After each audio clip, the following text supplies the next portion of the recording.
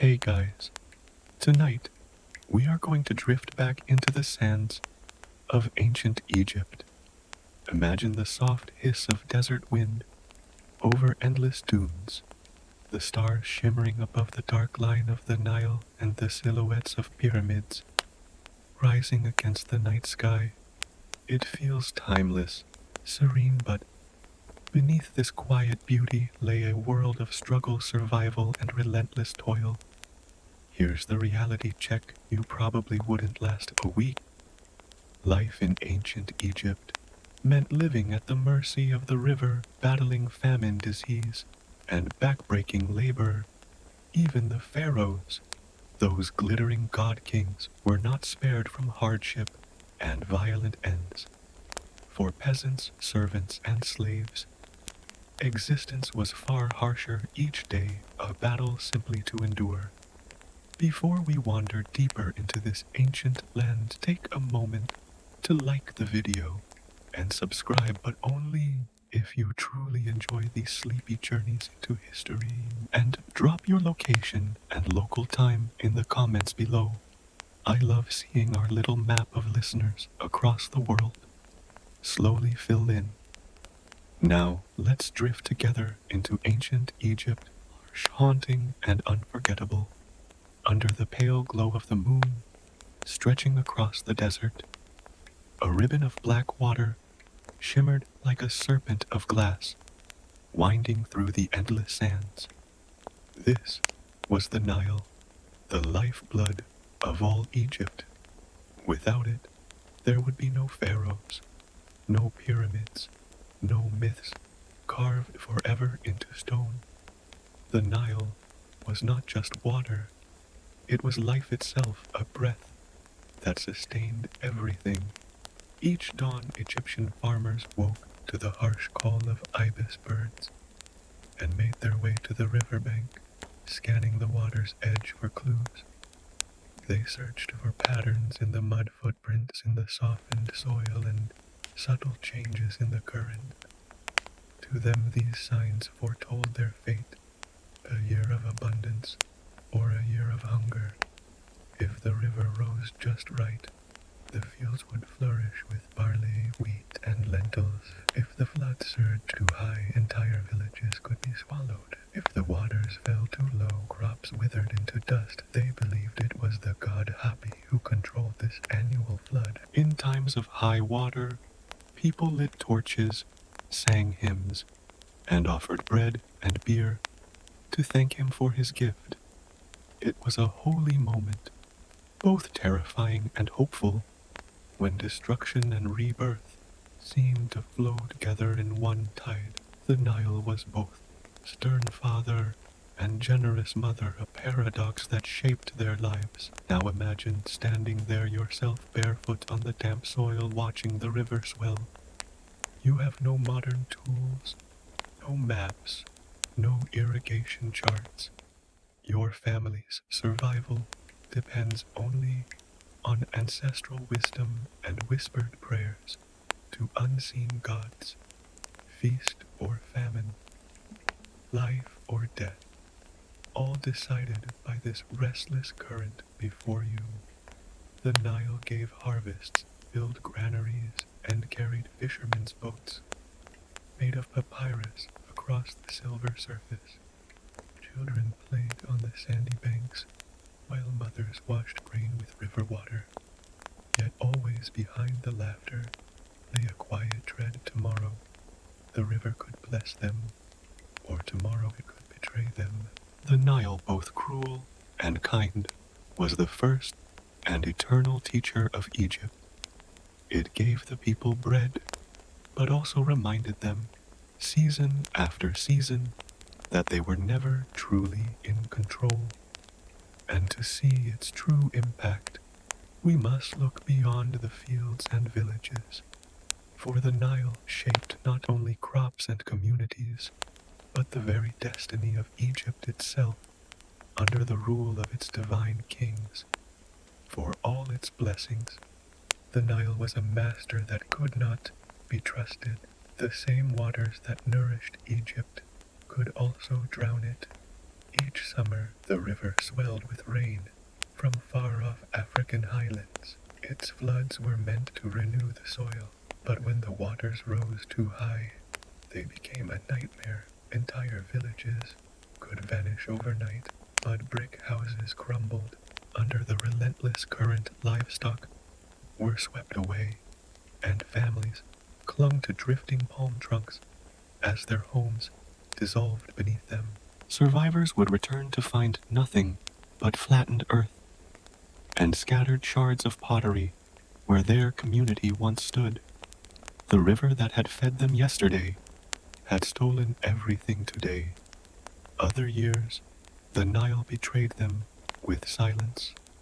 Its waters receded too quickly, leaving fields cracked and thirsty. Crops shriveled, cattle grew thin, and the air filled with the rasp of empty stomachs. Hunger spread like fire through the land. Famine did not just mean hardship, it meant death, especially for children whose fragile bodies withered first. In desperation, parents sold what little they owned, begged the temples for charity, or turned to theft, risking brutal punishments from the pharaoh's overseers. Ancient texts capture this despair. In one lament called The Admonitions of Ipuwer, a scribe wrote, "Behold, the river is blood, yet men drink of it. Men shrink from human beings and thirst after water." Though poetic, his words reveal the chaos that followed. Failed floods, plague, starvation, and violence tearing through society. And yet, even amid these trials, Egyptians tried to impose order on the disorder. They built Nilometers, stone stairways, carved into riverbanks marked with lines to measure the water's height. Priests studied these marks like sacred omens, announcing predictions for harvests. The pharaoh himself was praised or cursed depending on the river's behavior, for he was believed to hold divine power over the flood. Imagine the tension in a village as people waited for the priest's declaration. Would this year bring overflowing granaries and feasts, or thin gruel and hollow cheeks? The entire nation hung on that judgment, their faith balancing on a river's whim. The Nile was Egypt's greatest blessing, but in its cruelty it was also a reminder of human fragility. Families prayed, kings built monuments, and priests read omens, but none could ever command the river completely. Egypt survived because its people learned to endure its moods, year after year, century after century. And while the Nile dictated survival, it also shaped something deeper, the people's spiritual vision of life and death, and the belief that existence itself was always weighed on a delicate scale. For the Egyptians, the flood was not simply water rising and falling. It was divine will. Every surge of the Nile was read as a message from the gods, and every receding tide as a reminder that humans lived only by divine permission. The god Hapi was honored as the bringer of abundance. He was imagined as a plump, androgynous figure, his body swelling like fertile soil, his arms bearing trays of food. When the floodwaters came, priests raised hymns in his name, voices echoing across temple courtyards while incense curled into the summer air. Offerings of bread, beer, and fruit floated on little reed raft, carried away by the current as tokens of gratitude. But the river was not linked to Hapi alone. Osiris, the god of death and rebirth, was said to live within its waters. Just as the Nile overflowed, receded, and left behind fresh life, so too did Osiris die, return, and renew the world. The flood was therefore a sacred mirror, of the eternal cycle destruction, leading to renewal death, leading to life. Festivals unfolded with both joy and trembling. Villagers danced in circles by torchlight children, painted their faces with clay, and musicians beat drums in the night. Yet beneath the laughter lay fear, for they knew that if the river turned against them, the gods' favor had slipped. Rituals were not just celebrations, they were acts of survival. Even the pharaoh was bound to these cycles. He was seen as the guarantor of Ma'at, the cosmic balance of truth and order. If the flood failed, blame could fall upon him, for his duty was to keep harmony between heaven and earth. That is why pharaohs built temples along the river banks, inscribed with hymns to Hapi and Osiris, their walls glowing with painted processions of priests carrying sacred offerings. Picture yourself standing in such a temple at dawn. Columns rise like papyrus stalks around you, sunlight filtering in golden shafts. You hear the murmur of prayers, the sound of water lapping against the quay outside. The river is not just a body of water, it is a god, a judge, a giver of life, and a taker of it. For Egyptians to live was to serve the river, and in serving the river, they believed they served the gods themselves. Yet while these rituals gave meaning to the chaos, they could not erase the grim truth. Hunger, flood, and loss returned again and again, and so the people of Egypt clung not only to the river's cycles, but also to an even more profound hope that whatever cruelties life dealt them, the afterlife might restore what was lost. The Nile was not only a force of nature and a godly presence, it was also the stage on which daily life unfolded. Along its banks, entire communities pulsed with rhythm and labor, their lives woven into the currents like reeds in the shallows. At dawn, fishermen pushed their papyrus boats onto the water, their nets spread wide, like wings across the river's surface. The splash of oars, the cry of gulls, and the scent of wet reeds filled the morning air. Children chased each other, barefoot along the muddy banks, while women knelt to wash jars of grain, their voices carrying softly as they sang work songs passed down for generations.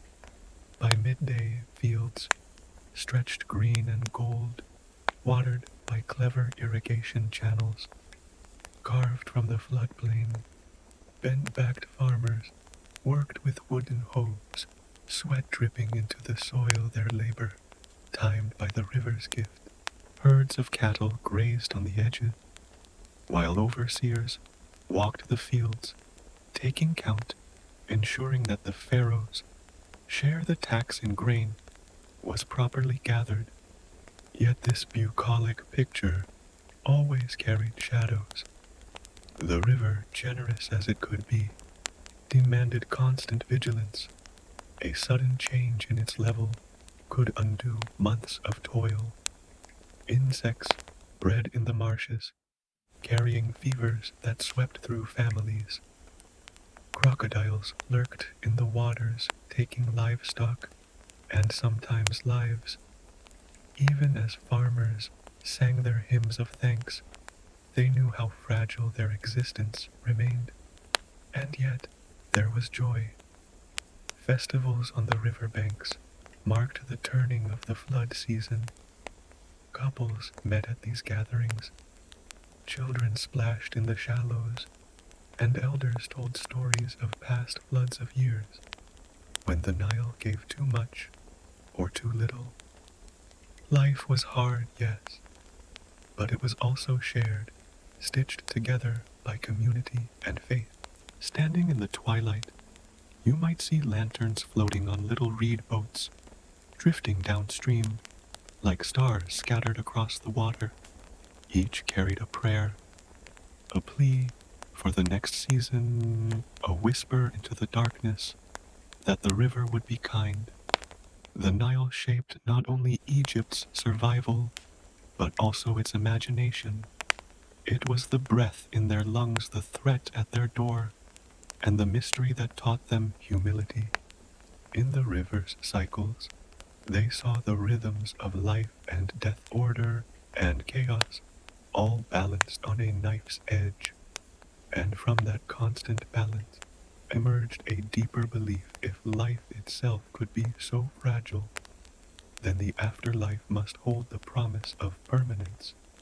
Just as the Nile carried silt from distant lands to renew the soil, Egyptians dreamed that death might carry their souls to a place where suffering ended and justice was finally served.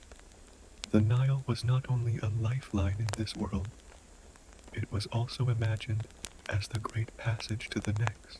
For the Egyptians, death was not the end, but a journey, and that journey was often pictured as a voyage upon the eternal river.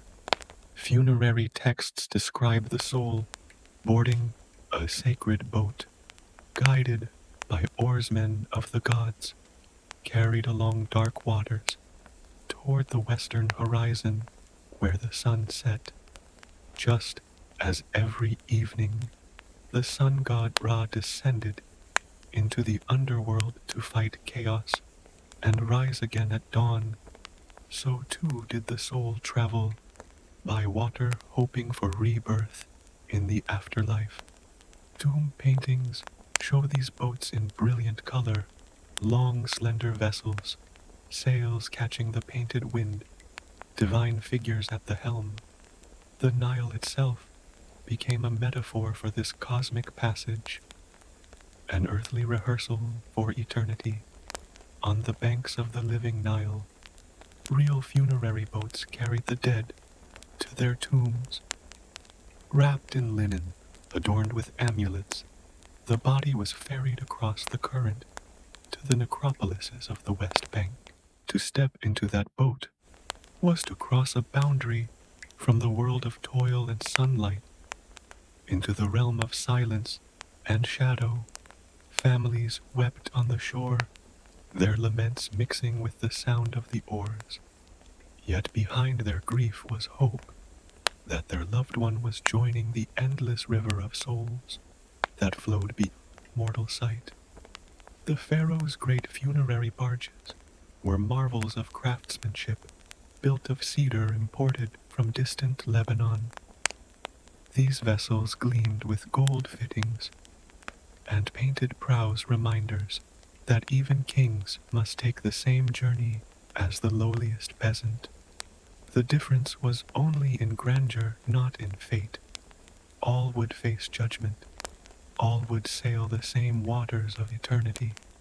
For common people, the river's role in death was simpler but no less profound. Graves often contained small models of boats, carved from wood or clay placed beside the body as spiritual vessels. These miniature boats were offerings of promise that the deceased would not be stranded in the afterlife without means of travel.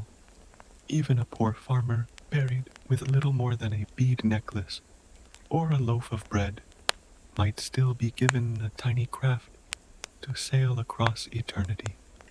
Picture the twilight scene, a narrow boat pushing away from the shore, its oars dipping quietly into the dark water, carrying a body wrapped in white linen toward a tomb carved into the cliffs.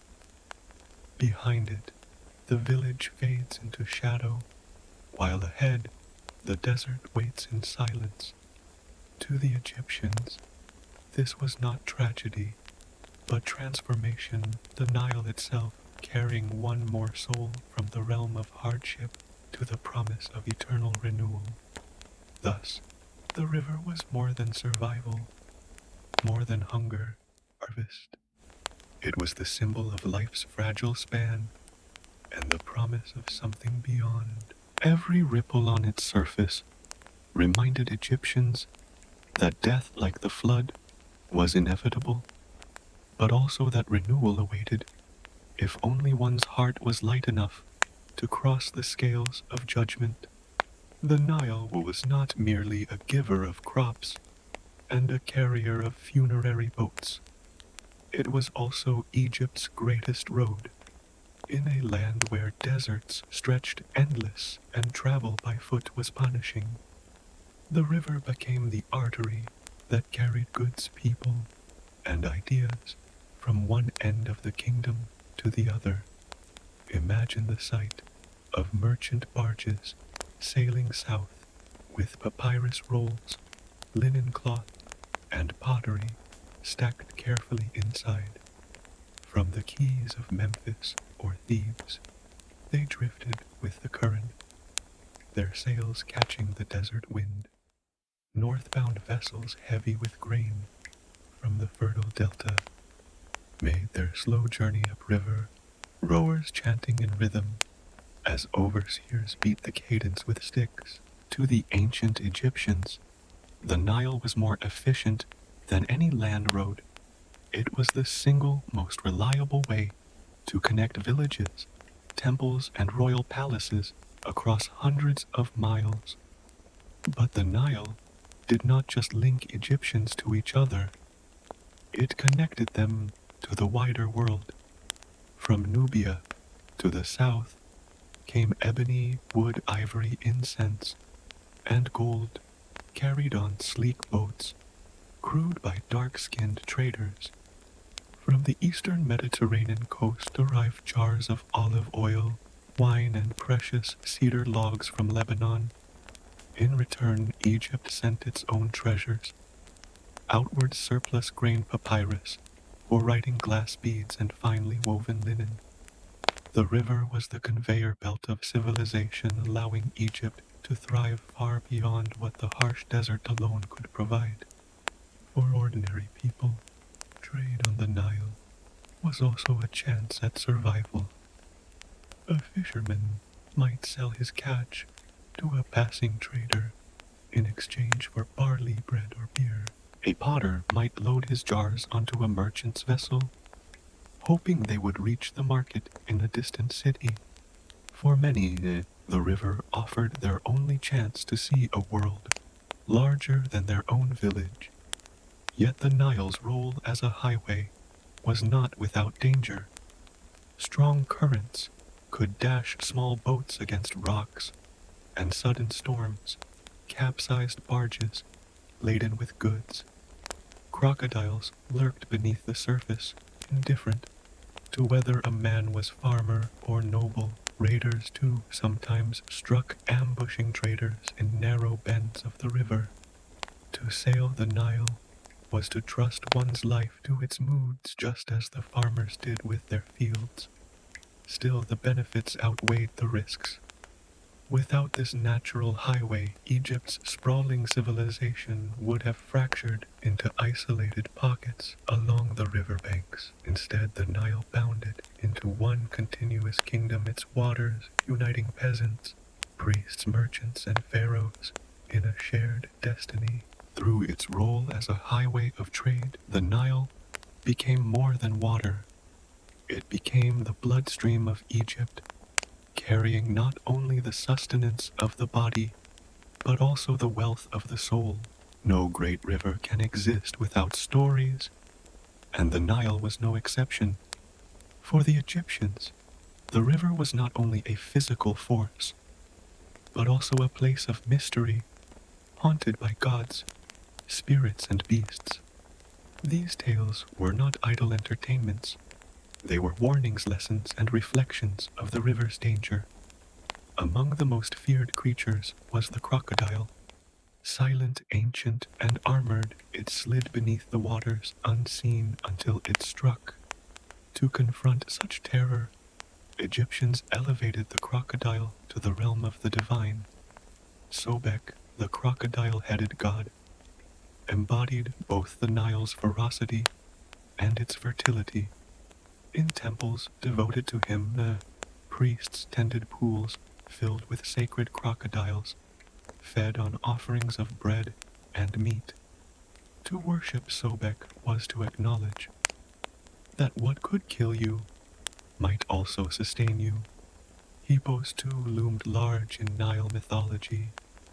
Though they look ungainly, the beasts were capable of overturning boats, crushing men beneath their weight, and tearing crops to shreds. Some myths told of the god Seth, embodiment of chaos, taking the form of a raging hippo to attack Horus. Even hunting hippos became more than sport. It was a ritual of controlling chaos, a pharaoh's demonstration that he could tame the untamable. Reliefs carved into temple walls show kings driving harpoons into the massive beasts, their triumph both practical and symbolic. Beyond real animals, the Nile was said to harbor spirits. Fishermen told of river demons that dragged men beneath the surface, never to be seen again. Others whispered of ghostly boats gliding silently at night, carrying the souls of the dead. To encounter one was an omen, sometimes of death, sometimes of divine protection.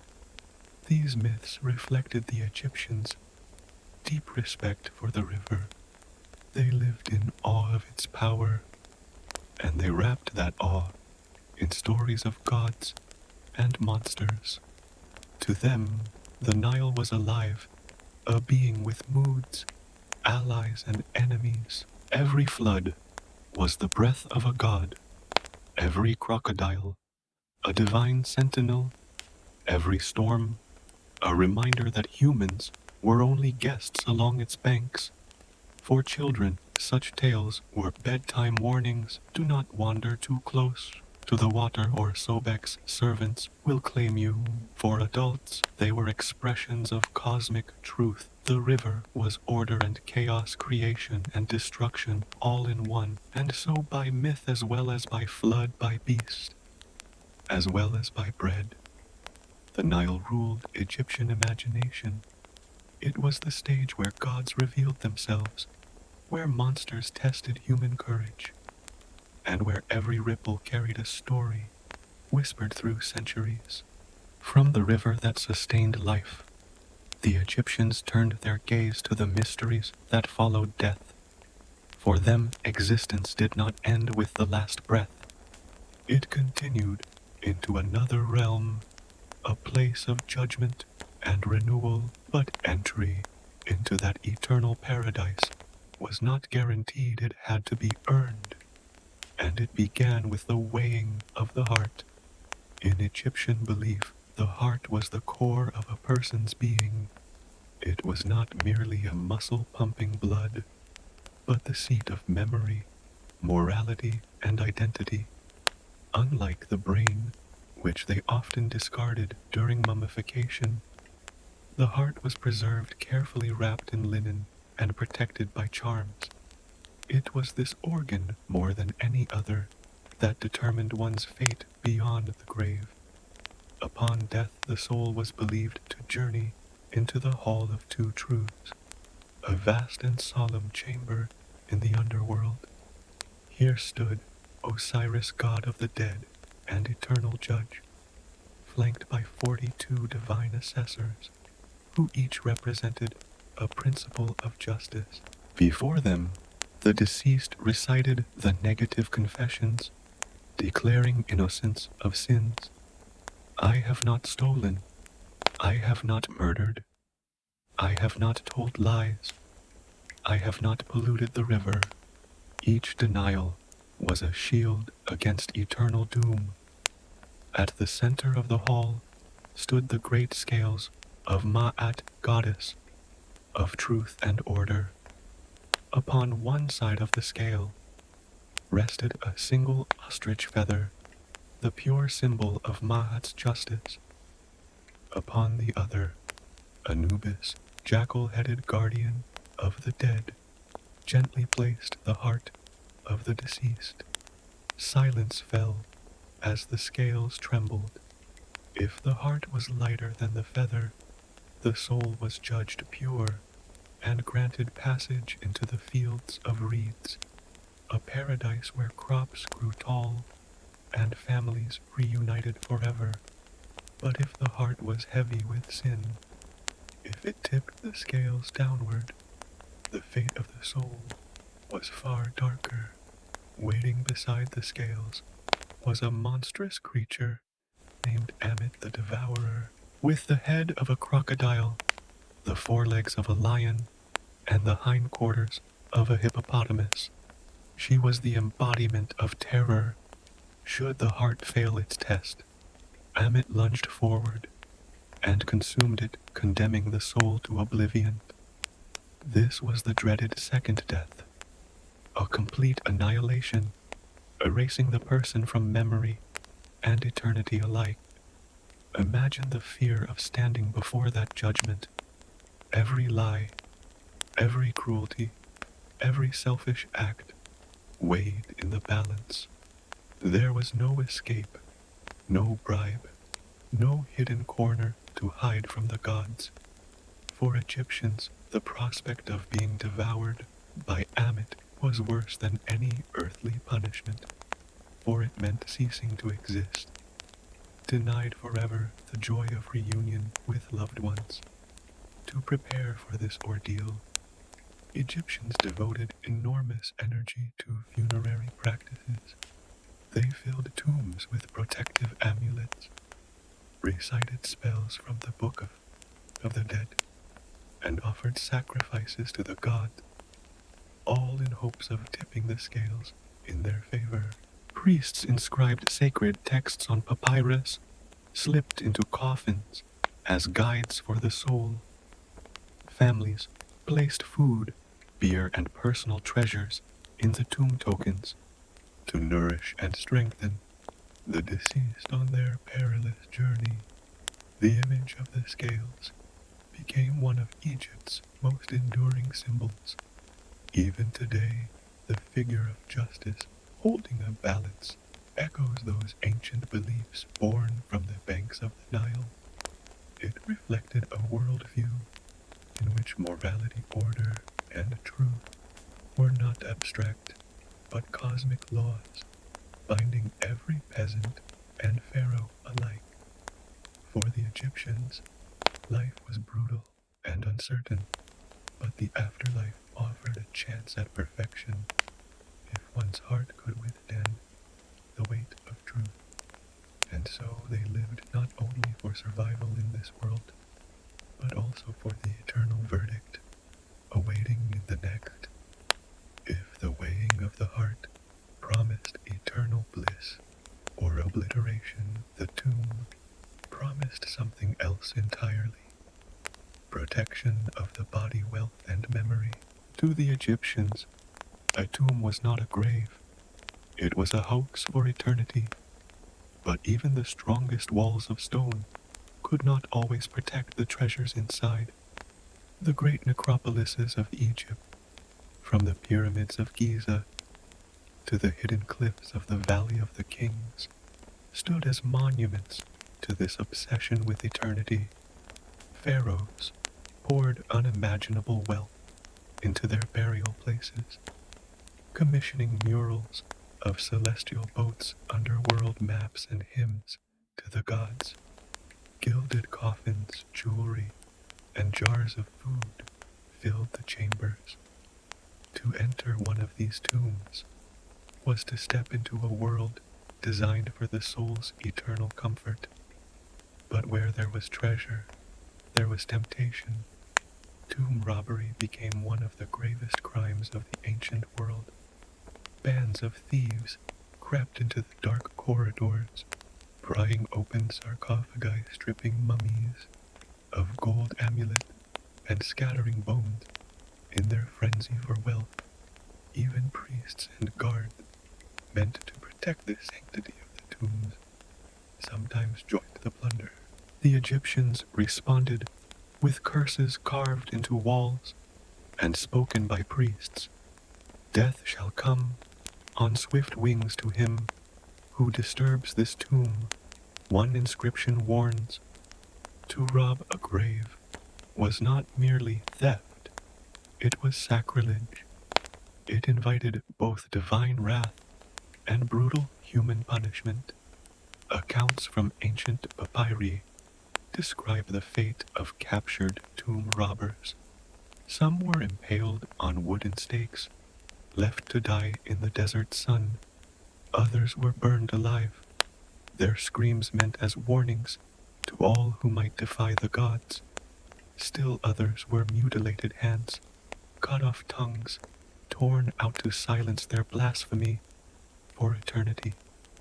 These punishments were not only justice, but theater reminders to the living that the sanctity of the dead was untouchable. And yet, the robberies never ceased. During the reign of Pharaoh Ramesses IX, officials uncovered widespread plundering in Thebes.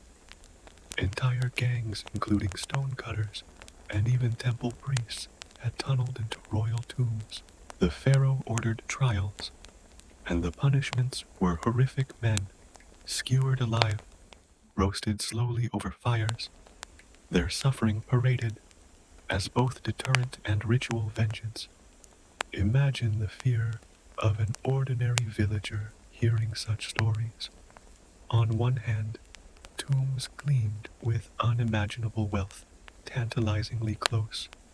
On the other, curses promised torment beyond death, and the state promised agony in life. The very air around a necropolis must have seemed thick with dread, each dark opening in the cliff a portal not just to riches, but to doom. Even the architecture of the tombs reflected this paranoia. Builders created false passageways, secret chambers, and mazes of tunnels designed to confuse intruders. Walls were painted with serpents, scorpions, and divine guardian, whose eyes seemed to follow you in the torchlight. Some burial chambers were rigged with massive stones meant to crush anyone who tried to pass.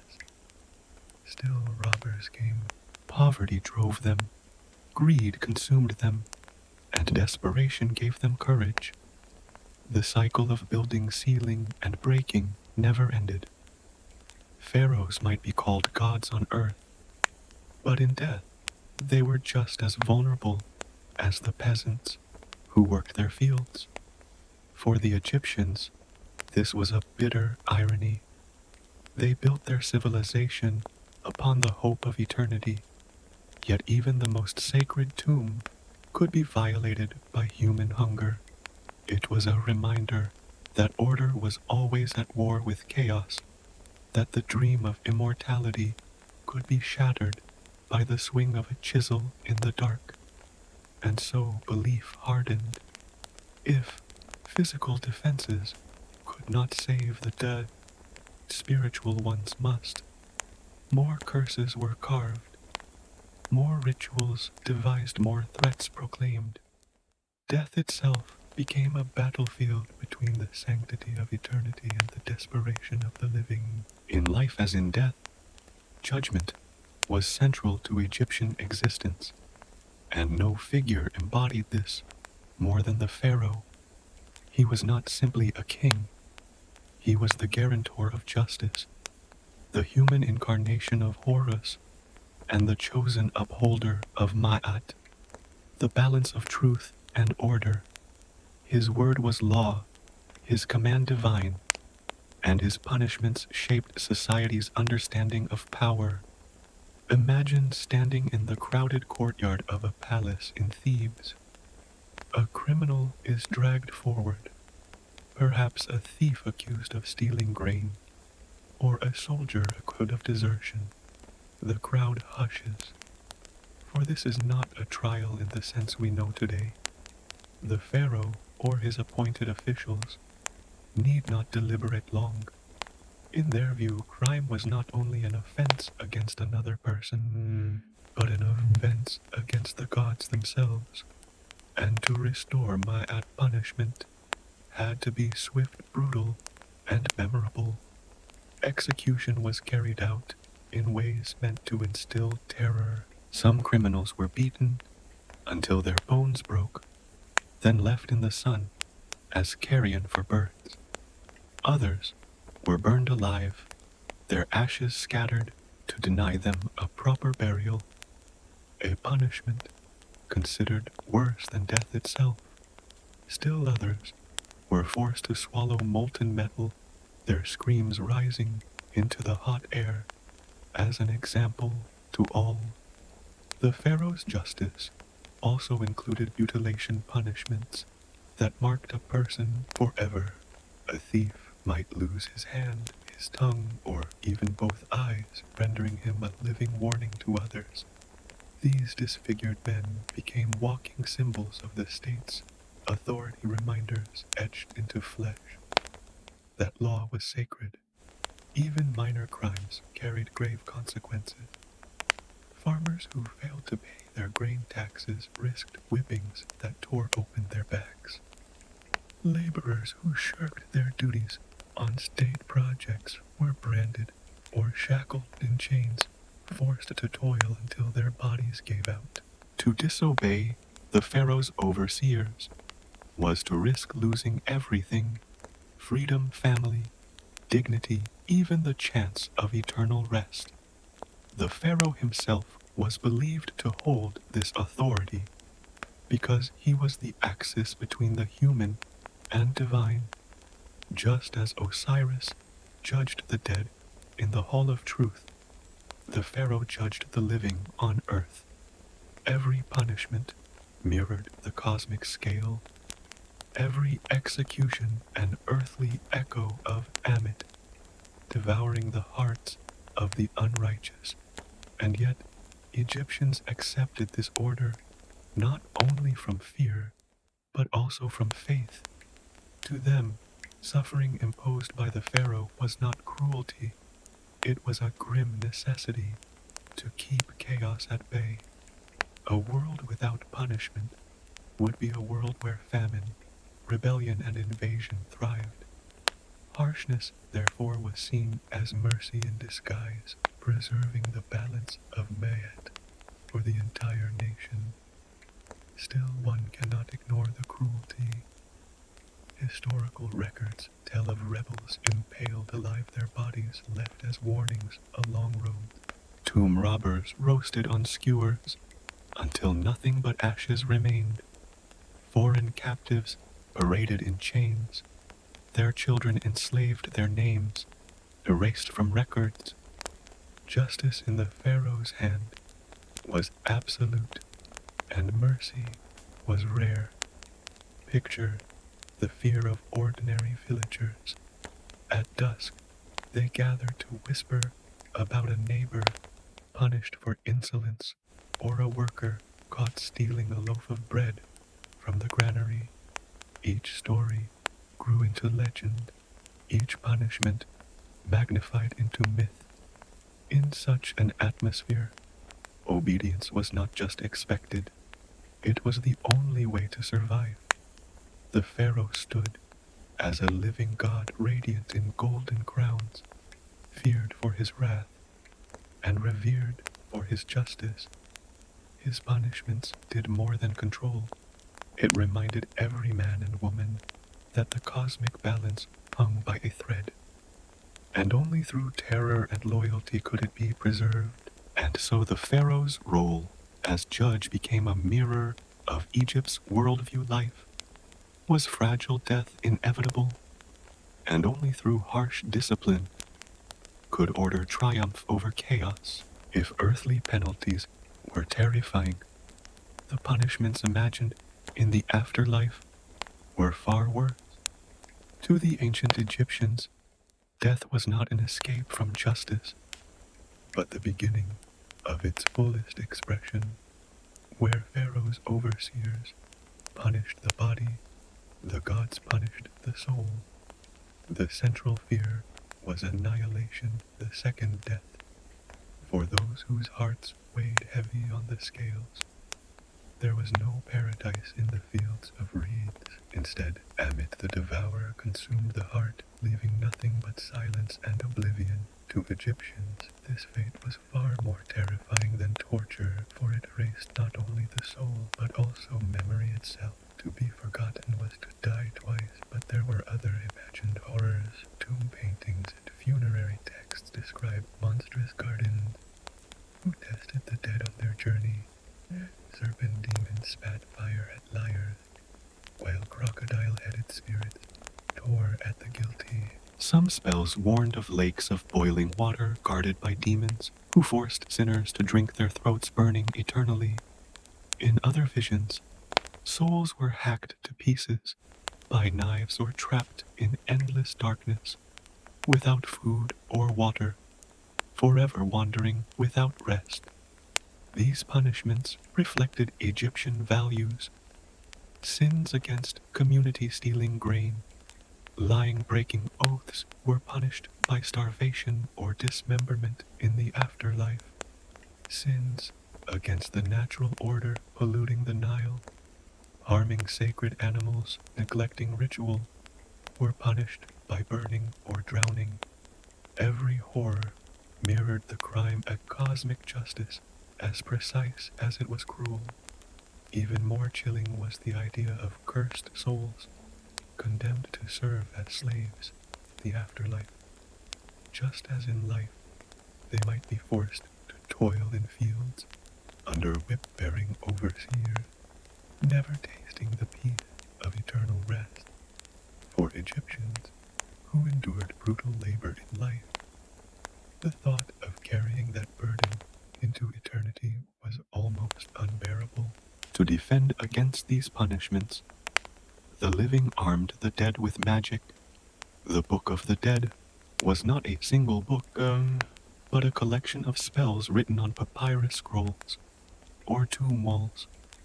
They were instructions, prayers, and passwords to help the soul bypass underworld dangers. One spell instructed the dead how to answer the guardian's riddles. Another protected against being decapitated by demons. Still another promised the soul would not be forced to eat filth or drink blood in the afterlife. These texts were both guides and shields, weapons against cosmic punishments. Imagine a family gathered at a funeral. They place food and amulets beside the body, reciting words taught by priests. To them, every offering mattered, not just for comfort, but as protection. A loaf of bread might become a weapon against hunger in the afterlife. A necklace and amulet to ward off demons. Even the simplest grave goods were chosen with care, because eternity itself depended on them.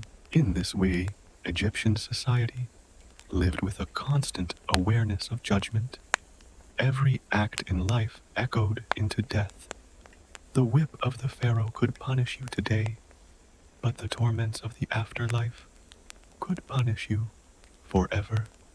And so morality, ritual, and faith were woven together, binding the people in a web of obedience and fear that extended far beyond the grave.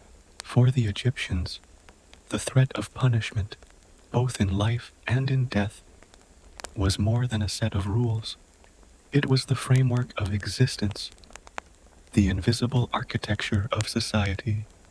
Every harvest, every ritual, every whispered prayer carried with it an awareness that justice was watching, that order must be preserved, and that chaos waited for anyone who strayed. This constant fear shaped daily life. Farmers paid their grain taxes not simply because officials demanded it, but because to withhold the pharaoh's share was to disturb Ma'at, the cosmic balance. Artisans carved statues for the temples, not only for wages, but in hope that the gods would see their devotion and lighten their hearts on Judgment Day. Even children grew up reciting lessons about truth and honesty. Their teachers reminding them that lies would weigh their hearts down for eternity. The system was brutally effective. A villager did not need to see a thief mutilated or a tomb robber burned alive to be obedient. Stories alone were enough. Tales of curses that struck grave robbers, or of souls devoured by Amit, spread from village to village like wildfire. In a world without written law codes, for commoners myth and rumor became the strongest courts. Fear was the law, and it reached deeper than any whip or chain could. And yet fear was not the only force at work. There was also faith. The same beliefs that threatened annihilation also offered hope. If one lived justly, if one honored the gods provided for the poor, and kept the river pure, then paradise awaited. The fields of reeds, a place where crops grew tall without toil, where families reunited and laughter filled the air, was the reward.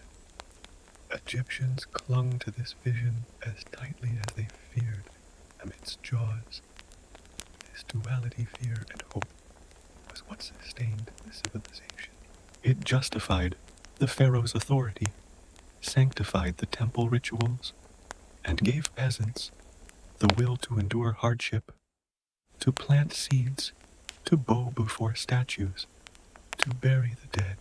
With care, every act was both survival and salvation. Imagine for a moment the twilight over a small village. Families sit around their evening fires, children asking questions about the stars. A grandfather tells them of Osiris and the scales of Ma'at's feather of the devouring monster waiting for the wicked. The children shiver, clutching their blankets closer. Then he smiles and adds, "But if your heart is pure, you will walk in fields of plenty forever." Fear and faith mingle in their dreams as the night deepens. Thus punishment was not only a threat, it was a story, a way to make sense of a fragile world. It taught Egyptians that their lives, however short and harsh, mattered in the eyes of eternity. Their deeds echoed beyond death. Their names carried weight in the cosmic balance. And so, from the lash of the overseer to the imagined teeth of Amit punishment, became the great teacher of Egypt. It shaped how they worked, how they worshipped, and how they dreamed of the world beyond. Beneath the glittering monuments, beneath the golden masks of kings and queens, there lived the vast majority of Egyptians, peasants, servants, and laborers, whose lives were a daily struggle against poverty. For them, survival was not guaranteed, and luxury was a distant dream they could scarcely imagine. The typical Egyptian farmer woke before dawn, his body aching from the previous day's labor. His house was a modest mud brick structure, its walls cracked by the sun, its roof made of reeds or palm logs that let both heat and cold seep through. Inside there was little furniture, perhaps a stool, a woven mat, and a wooden chest for the family's meager possession. Rats scurried across the floor, insects hummed in the corners, and scorpions sometimes slipped through the cracks at night. This was home fragile and bare, but still precious because it sheltered the family from the desert wind. Food was simple and often insufficient. Bread made from emmer wheat formed the staple diet, accompanied by onions, beans, and occasionally fish from the Nile. Beer, thick and cloudy, was drunk daily even by children, because water was often unsafe. Meat was rare, usually eaten only during festivals or as temple offerings. For most, hunger was a constant companion, and in years when the Nile's flood failed, famine could sweep through villages, like a shadow leaving empty granaries and silent homes. Taxes pressed heavily upon the poor.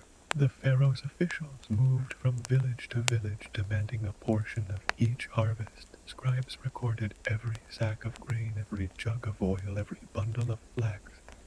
To fall short was dangerous. A farmer who could not meet his quota risked beatings, confiscation of his land, or conscription into forced labor. The tax system was merciless, designed not for the survival of the poor, but for the glory of the state. Women bore their own burden.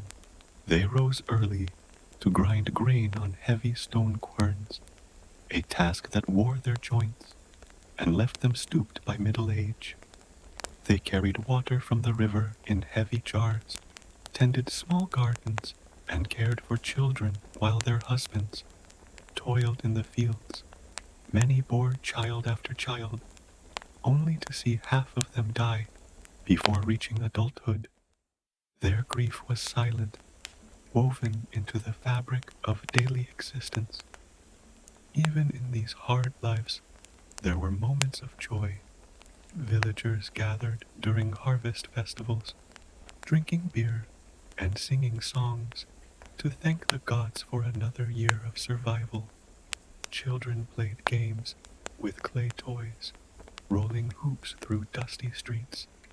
Storytellers recited myths of Osiris and Isis by firelight, reminding even the poorest that their lives were part of something eternal.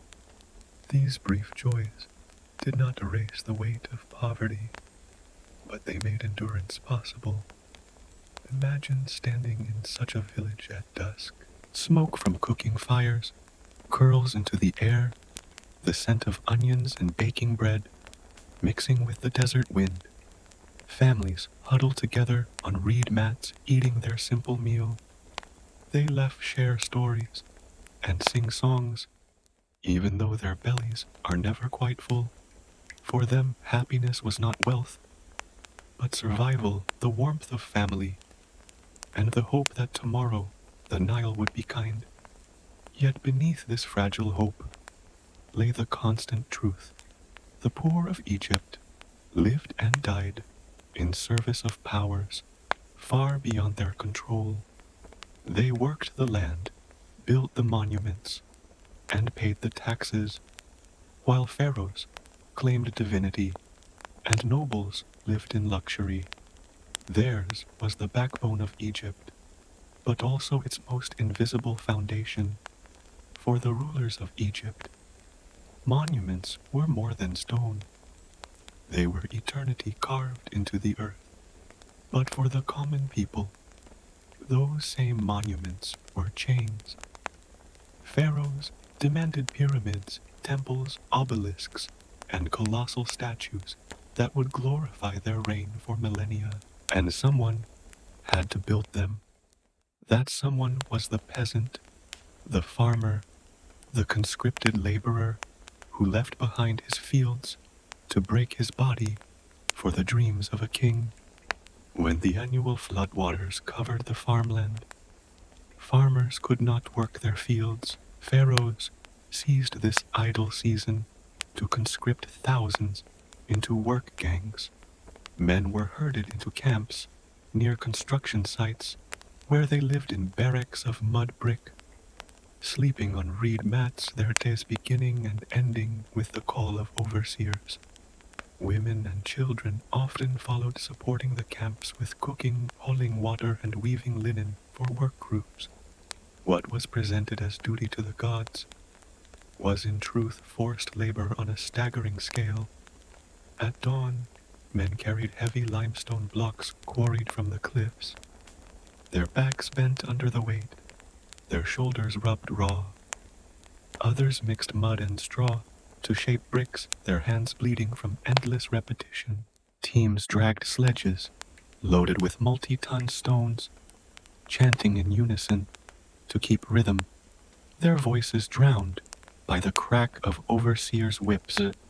Heat shimmered across the desert, and the sound of hammer on stone echoed like thunder. The cost was terrible. Archaeological remains of worker cemeteries show spines twisted by herniated discs, joints destroyed by arthritis, and skulls scarred by injuries. Many died young, crushed by falling stones, broken by exhaustion, or consumed by disease in the crowded camps. Their graves contained little more than clay jars or fragments of bread, a silent testimony to lives spent as fuel for monuments. Yet the workers were not entirely forgotten.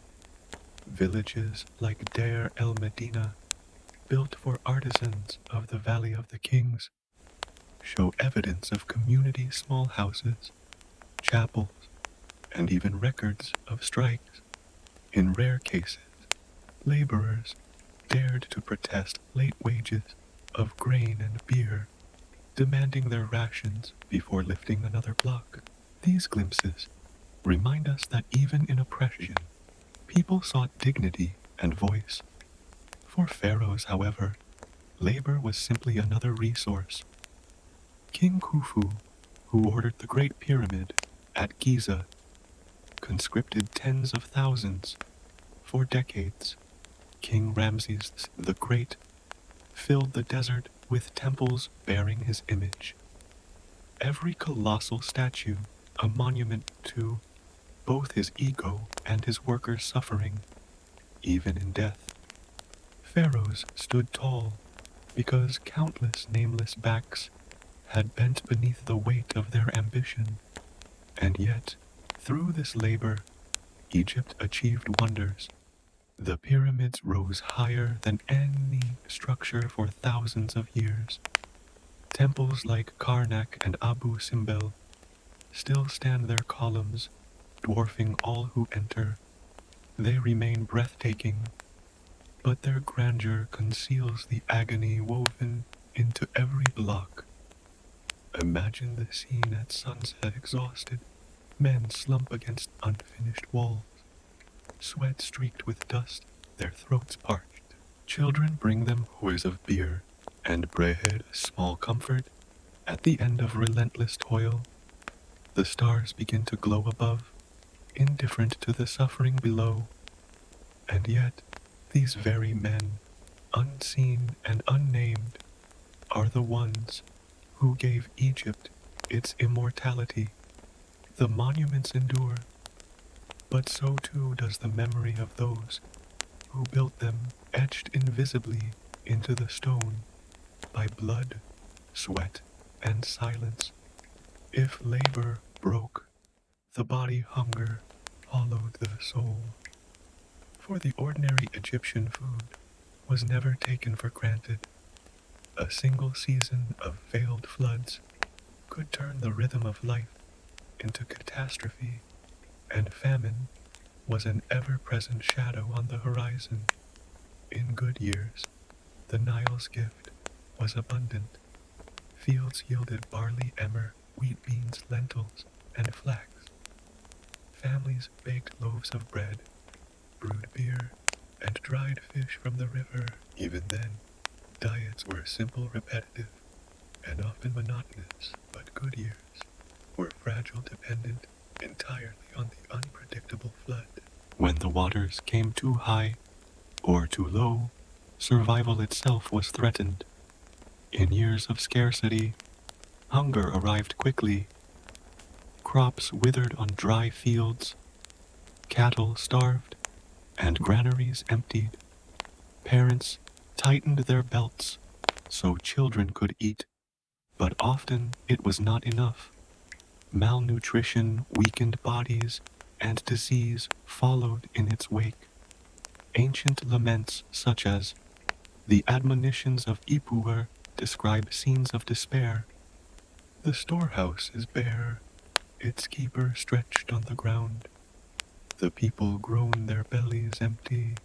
The children cry for bread. The state attempted relief, but Pharaoh's officials often made things worse. Tax collectors still demanded grain even when harvests failed, taking food from those who had none to spare. Temples hoarded supplies for rituals, while peasants begged at their gates. Those who could not pay taxes in kind were forced into labor, leaving their families even more vulnerable. Desperation led to grim choices. Some families sold possessions or land, sinking deeper into poverty. Others turned to theft, stealing loaves, or raiding neighbors' fields, risking savage punishments if caught in the darkest time. Parents abandoned infants or sold children into servitude to keep others alive. Hunger stripped away dignity, reducing life to its harshest terms. Even in famine, however, rituals continued. Priests led processions to Hapi, the god of the flood, carrying offerings of bread and beer to beg for mercy. Villagers prayed to Osiris, whose death and rebirth mirrored the hope that barren fields would one day bloom again. Hunger, in this sense, became not just a physical trial, but a spiritual one, testing faith as much as flesh. Archaeology provides haunting evidence. Skeletal remains from periods of famine show children with stunted growth, adults with brittle bones, and teeth worn thin from grinding coarse flour mixed with sand. In some cases, skeletons reveal starvation so severe that bodies bore signs of muscle wasting, a silent testimony of human endurance stretched to its limit. Yet famine also revealed resilience. Communities shared what little they had, pooling grain for survival. Neighbors took in orphans, widows, and the sick, carrying burdens together. Songs and stories, passed down even in times of want, gave people strength when bellies were empty. To endure hunger was to endure Egypt itself. Imagine the silence of a village struck by famine. The fields lie barren, the irrigation canals cracked and dry. At night, families sit in darkness, too weak to sing, too weary to laugh. A mother rocks her child, whispering promises of food tomorrow, though she has none to give. In such a world, hope itself becomes nourishment, the only sustenance stronger than bread. For the Egyptians, it's not an anomaly, it was a recurring lesson. It reminded them that life was fragile, that the Nile could not always be trusted, and that endurance was the greatest virtue of all. For all their hardships, family remained the anchor of Egyptian life. In tiny mud brick homes, clustered along the Nile, generations lived under one roof. Parents, children, and often grandparents. Family ties were not just emotional bonds, but essential for survival. Every pair of hands, no matter how small, contributed to the daily fight against hunger and poverty. Children began working almost as soon as they could walk. Boys herded goats, fetched water, or helped in the fields, learning the skills of farming from fathers and uncles. Girls ground grain beside their mothers, carried baskets of reeds, and tended younger siblings. Play existed: clay toys, spinning tops, and small balls, but it was brief, overshadowed by the pressing demands of labor. Childhood was not a protected time of innocence, but an apprenticeship in survival. Mortality cast its shadow heavily on families. It is estimated that nearly 1 in 3 infants died before their first birthday, and only half of all children survived past the age of 5. Malnutrition, infection, and accidents took their toll. Tiny graves furnished with simple amulets or painted coffins, remind us of the grief that stalked even the poorest homes.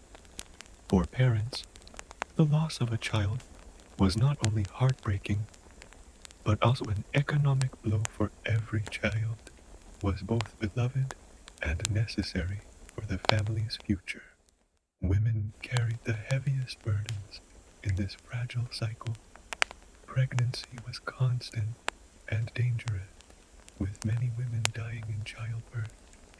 Those who survived years of exhaustion, nursing infants, raising toddlers, and laboring beside their husbands in the fields. Yet despite these trials, Egyptian women held surprising influence within their households. They could own property, manage finances, and even bring disputes before courts. Though far from equal to men, their roles as mothers, wives, and workers made them indispensable. Family meals were humble but precious. Bread and beer formed the core, sometimes flavored with onions, dates, or cucumbers. Families ate from shared bowls, sitting on mats, laughter mingling with the smoke of oil lamps. Stories passed from elders to children, legends of gods, heroes, and kings, binding the young to a culture older than memory itself. These moments of togetherness gave meaning to lives otherwise marked by toil. Festivals offered rare breaks from hardship. During celebrations of Osiris or the flood season, families dressed in their best linen shared feasts and joined in music and dance. Even the poorest found joy in these gatherings, moments when hunger was briefly forgotten and laughter echoed along the riverbanks. In such times, children glimpsed hope that there was more to life than endless labor, yet the fragility of family life was never far away. Droughts, famine, or plague could scatter households overnight. Fathers, conscripted into labor gangs, left wives and children to fend for themselves. Disease carried away parents, leaving orphans dependent on extended kin or temple charity. Stability was precious, but it was always precarious. Imagine standing in a village courtyard at dusk. A mother cradles her baby, while older children chase each other across the dusty ground. The father returns from the fields, weary but smiling, as he takes his place beside them. For a moment, in the glow of the setting sun, the weight of poverty lifts, and the family feels whole. Yet behind the warmth lies the knowledge that tomorrow may bring sickness, hunger, or loss. For the Egyptians, family was not only a refuge, but also a gamble against fate. Every birth was a hope, every child a risk. Their endurance, their love, and their resilience ensured that Egypt did not belong only to pharaohs or priests, but also to the nameless millions who lived and died in obscurity, leaving behind not gold, but bloodlines that carried Egypt forward. If peasants bore the weight of poverty, servants and slaves carried an even heavier burden. They were the invisible hands of Egyptian society laboring without choice, often without hope, their lives defined by obedience to masters whose comfort came at the cost of their suffering. Slavery in Egypt took many forms. Some were prisoners of war, captives dragged from Nubia, Canaan, or Libya after Pharaoh's campaigns.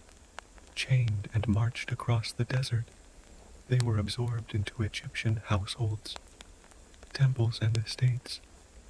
Others were Egyptians themselves, reduced to bondage through debt, famine, or punishment. A family unable to pay taxes might see a son or daughter seized and sold into servitude, their labor traded for grain. Life for slaves was harsh. Many worked in fields owned by nobles or temples, tilling soil that was not theirs. The fruits of their labor, carried away in baskets they would never taste. Others served as domestic servants, cleaning, cooking, or tending livestock, constantly under the gaze of overseers. The most unfortunate were sent to mines and quarries, places described in ancient records as hell on earth. There in suffocating darkness, men and women hacked copper and gold from rock, choking on dust, their bodies breaking long before their spirits did. Few survived long. Even those spared the mines lived lives of constant vulnerability. A master's whim could mean beatings, starvation, or separation from the family. Some records describe slaves branded with marks of ownership, their identities reduced to property. Women in servitude faced particular dangers, often exploited as concubines, or subject to violence without recourse. Yet slavery in Egypt was not always permanent. Unlike in later empires, some slaves could be freed, especially those born within Egyptian households, rather than captured in war. A trusted servant might rise to oversee a household, manage estates, or even marry into lower-ranking free families. Rarely they gained enough freedom to own land of their own. These exceptions did not lessen the cruelty of the system, but they reveal a society where even bondage contained threats of complexity. For nobles, slaves were status symbols. A procession of servants bearing baskets of food, jars of wine, or fans of ostrich feathers was proof of wealth and divine favor. Tomb paintings show rows of slaves carrying burdens while their masters recline at feasts. These images, intended to glorify the elite, also immortalize the silent suffering of those who labored unseen. Imagine a quarry camp at dusk. Fires flicker weakly against stone walls, illuminating gaunt figures hunched over bowls of thin gruel. Their bodies are scarred, their voices hoarse from dust. But tomorrow they will rise again to dig for Pharaoh's gold. Far away in the palaces of Memphis, that gold will gleam on statues, jewelry, and thrones, its brilliance hiding the misery from which it came. Even in households, the lives of servants were fragile. A dropped jug, a careless word, or a small mistake could provoke punishment. Fear was their constant companion, and yet even among servants there were moments of humanity, friendships formed in kitchen, songs whispered during grinding chores, comfort found in shared suffering. These flickers of dignity sustained them even when the world reduced them to tools. The Egyptian rarely recorded the names of slaves or servants, but without them the grandeur of Egypt would have crumbled. They harvested food for temples, hauled stones for pyramids, and kept the states running. They lived and died in shadows, but their labor was the foundation upon which pharaohs built eternity. In a land of heat, hunger, and hard labor, illness was constant. Parasites lurked in Nile waters, fevers swept through villages, and injuries haunted those who toiled in field and quarries. To survive, the Egyptians turned to healers, figures who walked a narrow path between priest and physician, between magic and medicine. Healing in Egypt was never just physical, it was spiritual, bound to the belief that sickness came from angry gods' evil spirits or curses. Priests invoked spells, burned incense, and recited prayers to drive out unseen forces. A patient might be given an amulet shaped like the Eye of Horus to protect against disease, or a charm of Bes the dwarf god to guard mothers in childbirth. To the Egyptians, healing was as much about restoring balance to the soul as it was about repairing the body.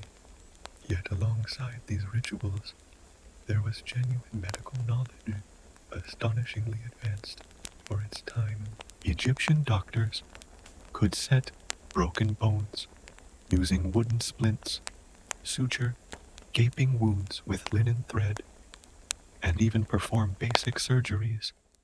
The Edwin Smith Papyrus, an ancient medical text, describes treatments for head injuries, dislocated jaws, and chest wounds with remarkable precision. Where other civilizations saw only curses, Egyptians experimented, observed, and wrecked. Medicine was practical and inventive. Honey, prized for its antibacterial qualities, was spread on wounds to prevent infection. Moldy bread, unknowingly containing penicillin, was applied to cuts. Garlic and onions were prescribed to strengthen the heart and ward off sickness. Castor oil and figs were used as laxatives, while beer was mixed with herbs as a pain reliever. Some of these remedies worked, others did little, or caused more harm than good, but always medicine was framed by ritual. A healer might grind herbs, mix them with wine, and apply the paste while chanting spells to invoke the god's favor. To modernize, the combination seems contradictory, but for Egyptians it was seamless. The body and spirit were one, and both had to be treated together. Access to healers was uneven. Nobles and priests could summon skilled physicians, men trained in temple schools, who studied scrolls of remedies. Peasants relied on village wise women who mixed herbs and whispered charms taught by generations. For the poor, healing often meant faith alone, prayers, amulets, and hope. Still, Egyptian medicine was renowned across the ancient world. Neighboring cultures sought out their physicians, and foreign rulers requested Egyptian healers at their courts. In the eyes of outsiders, Egypt was not only the land of pyramids, but also a center of wisdom where life and death were studied with unusual care. Imagine lying on a reed mat, your leg broken after a stone crushed it at a work site. A healer kneels beside you, his hands steady. He binds the leg with linen strips, splints it with wooden rods, then mutters a prayer to Sekhmet, goddess of both disease and healing. The pain remains, but there is order, now ritual care, and a fragile hope that the gods will grant recovery. In this blend of magic and medicine, we glimpse the Egyptians' resilience. They did not surrender to disease. They fought it with every tool they had: words, herbs, rituals, and skill. Their world was harsh, but their determination to heal was proof of a spirit that refused to be broken. In the blazing sun of Egypt, disease was an unseen predator, stalking every family. The Nile, while a giver of life, was also a breeding ground for parasites. Its waters carried tiny worms that slipped into bare feet and burrowed into flesh, causing fevers, swollen stomachs, and bloody urine. Even children who splashed in its shallows bore scars of schistosomiasis, a silent disease that weakened bodies and shortened life. The river also bred mosquitoes, buzzing in clouds along the marshes, spreading malaria that left villagers trembling with chills one moment and burning with fever the next. Flies swarmed open wounds, carrying infection deeper. Rats and mice drawn to grain stores spread disease with every bite and dropping. To live near the river was to live under constant assault from enemies too small to see. Life expectancy was short. Most Egyptians lived barely into their 30s, if they survived childhood at all. Skeletons reveal arthritis gnawing at spines, tooth decay, rotting jaws, and abscesses that must have caused unbearable pain. Women bore particular risks. Repeated pregnancies, malnutrition, and poor hygiene led to fatal infections after childbirth. Even queens, buried in gilded coffins, often carried signs of trauma from repeated labor. Epidemics occasionally swept through the land like wildfire. Ancient texts describe entire towns silenced by plague temples, crowded with desperate supplicants, begging Sekhmet, the lion-headed goddess of disease, to lift her hand. Priests led rituals of appeasement, burning incense and offering sacrifices, but death came swiftly and indiscriminately.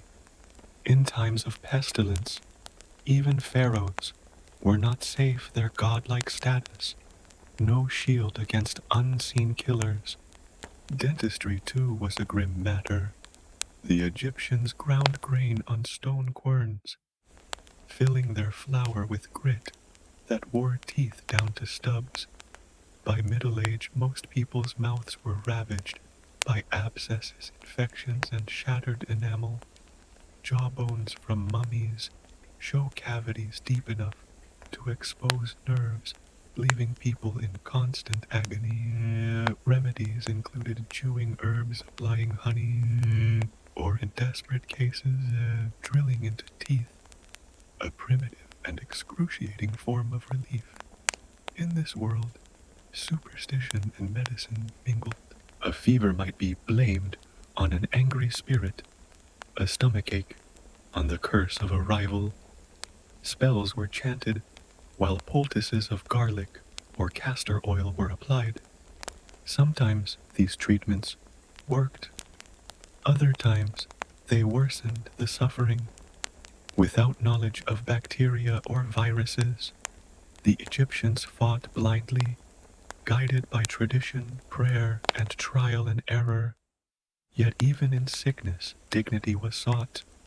Families cared for their ill with tenderness, bathing them, anointing their skin with oils, whispering prayers through the night. Funerary remains reveal bodies buried with small jars of medicine and protective amulets, reminders that care continued into eternity. To be sick was to be vulnerable, but it was also to be human, and Egyptians clung to their humanity even in the face of relentless disease. Imagine lying in a dark mud brick room as fever burns through your body. Your family places a cool cloth on your forehead, lights incense to drive away evil spirits, and murmurs prayers to Heka, the god of magic and healing. Outside the Nile flows indifferent to your suffering. You do not know whether you will see the dawn, but for this night you are surrounded by love, faith, and the fragile hope that the gods may yet spare you. The Egyptians lived in a world where sickness was constant, suffering inevitable, and yet they endured through ritual, through remedies, and through resilience. Disease defined their existence, but so too did their determination to resist it. Among all the trials of ancient Egypt, few were as perilous as childbirth. For women to bring life into the world was both a sacred duty and a gamble with death. With no anesthetic, no antiseptics, and limited understanding of infection, childbirth was one of the leading causes of mortality for Egyptian women, rich and poor alike. Pregnancy was constant. Families relied on many children to survive as disease and hunger carried so many away in infancy.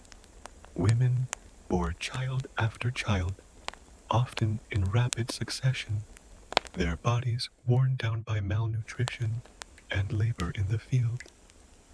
By their 20s, many already showed the scars of repeated pregnancies, damaged spines, weakened pelvic bones, and chronic exhaustion. Childbirth itself was brutal. Women squatted on birthing bricks, small decorated blocks inscribed with protective spells. Female relatives, midwives, and wise women assisted chanting prayers to Taweret, the hippo-shaped goddess of fertility and protection. Taweret's squat form, half human, half animal, symbolized strength and endurance. Images of her were carved into amulets worn around necks to guard both mother and child. Still, danger loomed. Without sterile tools, infections often set in after delivery, killing mothers within days. Prolonged labor could fatally damage both mother and infant. Skeletons of queen and princesses reveal fractured pelvises, signs of childbirth trauma that cut lives short even in royal households. For peasants, the risks were even greater, with no trained midwives or access to temple remedies beyond charms and herbs. Infant mortality was staggering. Nearly 1/3 of babies died before reaching their first birthday. Many more perished before age 5, victims of malnutrition, diarrhea, fevers, or simple accidents. Families mourned deeply, but they also expected loss. Small coffins, painted with bright colors, often showing protective deities, have been uncovered, holding the fragile remains of infants wrapped tenderly in linen. Even the poorest parents buried their children with care, placing toys, beads, or scraps of food as provisions for the afterlife. Yet amidst the pain, there was resilience. Women sang lullabies to their children, teaching them stories of Isis, the mother goddess who shielded her son Horus from danger. Mothers whispered prayers over cradles, begged gods for protection, and crafted charms from shells faience or carved wood. These simple tokens carried immense weight, embodying a hope that their child might beat the odds. Royal women, though, more privileged, faced similar fates. Tombs of queens often contained tiny coffins for stillborn infants laid beside their mothers to rest together for eternity. Even the powerful could not escape the dangers of childbirth.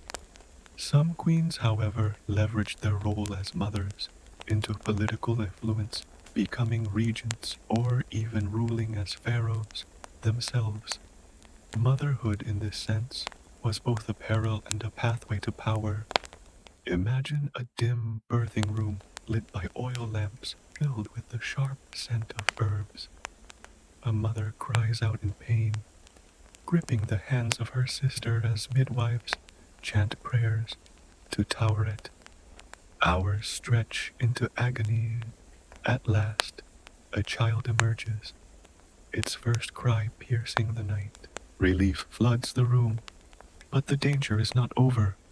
The mother bleeds heavily, her life hanging in the balance. In that moment, the entire family holds its breath, torn between joy and dread. For the Egyptians, childbirth was the most human of struggles, the fight to bring new life into a brutal world. It embodied their constant reality, joy mingled with suffering, hope shadowed by fear. And yet, with every birth, they defied the odds, keeping Egypt alive generation after generation. For all their wisdom wisdom and innovation, Egyptian medicine was still bound by the limits of its aim. In many ways, the practice of healing was as brutal as the diseases it sought to cure. Surgery, in particular, was a grim affair performed without anesthetic, sterile instruments, or understanding of infection. Imagine lying on a reed mat, writhing in pain from a festering wound. A healer kneels beside you with a bronze knife sharpened from stone, its blade gleaming in the lamplight. There is no numbing agent, no softening balm, only a swig of beer or wine to dull the senses. Perhaps a blow to the head if you resist. The knife descends, cutting into flesh, as chants are whispered to Heka, god of magic and medicine. Pain is unbearable, but the alternative death from infection offers no better mercy. The Egyptians had a wide arsenal of medical instruments, scalpels of bronze and obsidian bone saws, hooks, forceps, and probes. They attempted procedures ranging from stitching wounds to draining abscesses and even trepanation cutting into the skull to relieve pressure. Evidence of healed skulls suggests that some patients survived these operations, though many surely did not. Herbal remedies accompanied surgery. Willow bark was used to reduce pain, containing the same chemical found in modern aspirin. Garlic and onions were thought to boost strength and fight illness. Honey, one of the most effective substances at their disposal, was applied to wounds for its antibacterial properties. Laxatives made from castor oil figs and dates treated digestive problems, while poultices of moldy bread fought infections, an accidental precursor to antibiotics. But alongside these useful remedies came dangerous ones. Animal dung was sometimes applied to wounds, a practice that often introduced more infection than it prevented. Crocodile dung in particular was used as a contraceptive, packed into women's bodies with honey or oil, a treatment that likely caused far more harm than protection. Some medicines involved poisonous plants that brought more suffering than relief. Yet for the Egyptians, the line between remedy and ritual was blurred. A poultice of herbs might be applied, while a spell was spoken, ensuring the medicine worked not only on the body, but on the spirit. Healing was seen as restoring balance between human and divine forces. Without the words, the cure was incomplete. Even dentistry, one of their specialties, was grim. Toothaches plagued Egyptians because of the grit in their bread, and dentists drilled cavities with crude tools, sometimes packing them with resins or herbs. Relief was temporary, and many died with mouths ravaged by abscesses and infections. Despite the horrors, Egyptian medicine was advanced. Compared to many ancient cultures, they catalogued illnesses, documented treatments, and trained physicians in temples. Their knowledge spread beyond their borders, influencing Greek medicine centuries later. To their neighbors, Egypt was not only a land of gods and pyramids, but also of healers whose skills seemed almost magical. Still, for the patient, healing was often as terrifying as the illness. Picture a man screaming as a surgeon digs into his leg to remove a splintered bone, while family members hold him down. Picture a woman clutching an amulet as a midwife applies hot oils to staunch bleeding, praying all the while. Medicine was not comfort. It was survival, raw and uncertain. And yet, through pain, Egyptians persevered. They learned, adapted, and passed their knowledge onward. Their methods may seem brutal, but they reveal a civilization determined to wrestle life from the jaws of death, even when every cure was a gamble. For the Egyptians, medicine was never just about curing the sick. It was a reflection of their entire worldview, a blend of pragmatism, faith, and a relentless struggle against forces beyond their control. Every remedy, every ritual, and every prayer revealed how deeply they yearned to hold chaos at bay, if only for a moment. Their approach to healing mirrored their approach to life, practical ingenuity, bound together with profound spirituality. They experimented with herbs, honey, and oils because they observed their effects in daily life. They developed surgical techniques, however crude, because necessity demanded it. But at the same time, they never separated the physical from the spiritual. A cure was not complete without a spell, a prayer, or an offering. Illness was not only in the body, it was in the soul, in the cosmic balance of Ma'at, in the unseen hands of gods and demons. The legacy of Egyptian medicine extended far beyond their borders. Greek physicians like Hippocrates and Galen studied Egyptian texts, carrying forward fragments of their knowledge. Some remedies, like honey for wounds or willow bark for pain, remain effective even today. Others, strange or harmful, remind us of the limits of their time. Together, they form a portrait of a civilization that refused to surrender to sickness, even in the face of relentless hardship. And yet, the fragility of life remained undeniable, no matter how skilled their physicians. Most Egyptians lived short lives, plagued by disease, malnutrition, and injury. Death hovered in every household, striking infants, mothers, workers, and kings alike. Even pharaohs, wrapped in gold, were powerless against infections, parasites, and strokes.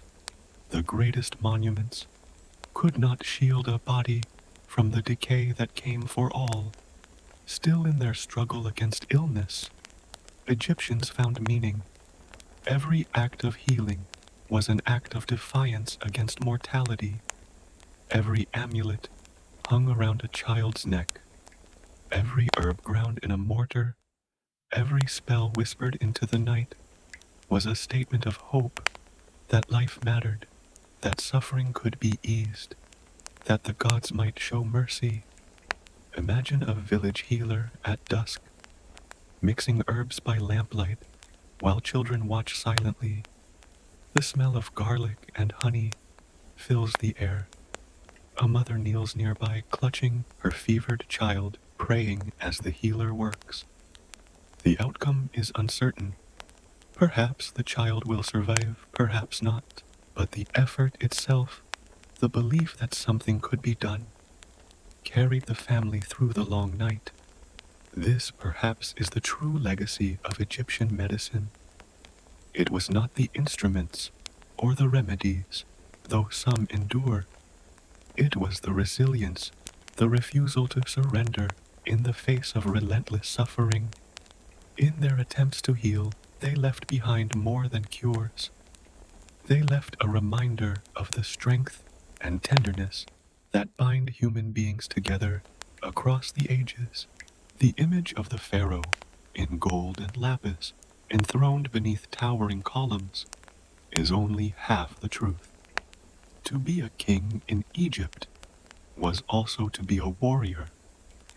Pharaohs were expected not only to preside over rituals, but also to lead armies into the desert, to expand Egypt's reach and to crush enemies with a brutality that matched their divine aura.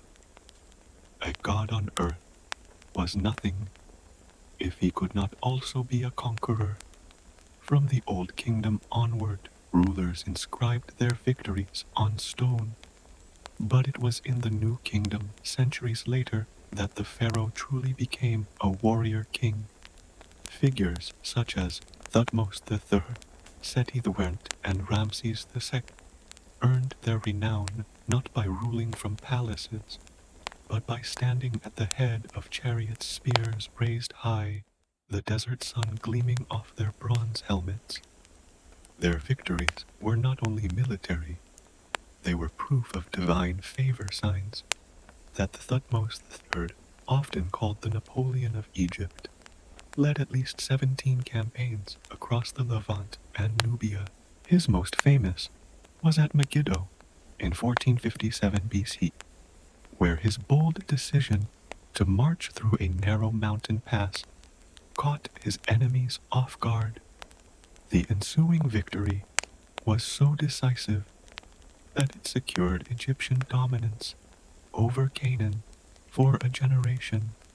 Reliefs carved on temple walls at Karnak show the pharaoh towering above lines of prisoners, his mace raised to strike them down. Such images were less about literal truth than about ideology. The pharaoh was always shown as invincible, a giant crushing his foes beneath his sandals. Seti I and Ramses II carried this tradition forward, clashing with the powerful Hittite Empire. The Battle of Kadesh, fought around 1274 BC, became one of the most famous conflicts of the ancient world. Ramses II's inscriptions boast of a single-handed victory, though in reality the battle ended in stalemate.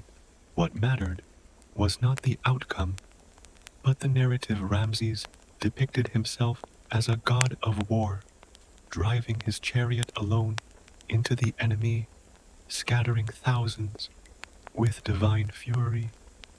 In temples, from Abu Simbel to Luxor, colossal reliefs show him drawing his bow, his enemies cowering in heaps, while the god Amun blesses his charge. But beneath the propaganda lay the reality. War was brutal, chaotic, and costly. Soldiers endured long marches through burning desert, carrying only dried bread, beer, and onions. Disease spread quickly in cramped camps.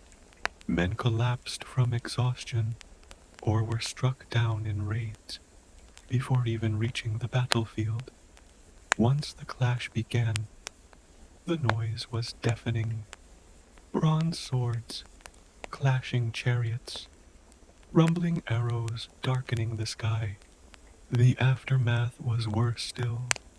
Fields burned, cities, looted corpses left for vultures and jackals. For common soldiers there was little glory.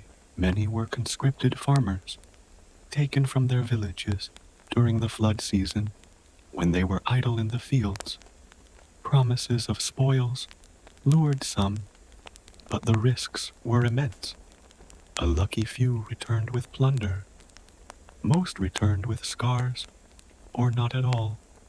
Those who died far from home were rarely buried properly, their bodies abandoned on foreign soil, their souls forever restless. The pharaoh, however, stood apart. Even when battles ended in defeat or stalemate, monuments always told of victory. Ramses II may have nearly lost at Kadesh, but his inscriptions turned the battle into a tale of divine heroism. Pharaohs never admitted failure. Eternity demanded that they be remembered only as triumphant. This manipulation of memory was as important as the campaigns themselves, ensuring that future generations believed in the invincibility of Egypt's god-kings. The brutality of conquest also fell on civilians in conquered lands. Villages in Canaan and Nubia were torched captives, chained, and marched back to Egypt. Men became forced laborers in quarries and fields. Women and children were absorbed as servants and slaves. Tribute poured into the Nile Valley, gold, cattle, incense, timber, but it was bought with blood.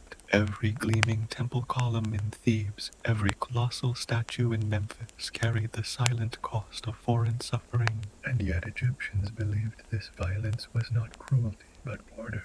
Just as the gods fought chaos in the heaven, Pharaoh fought chaos on earth, for it was a sacred duty, a cosmic necessity to expand Egypt's border. It was to expand the balance of the world. The defeat was chaos. Victory was divine order. This belief justified atrocities, turning brutality into righteousness.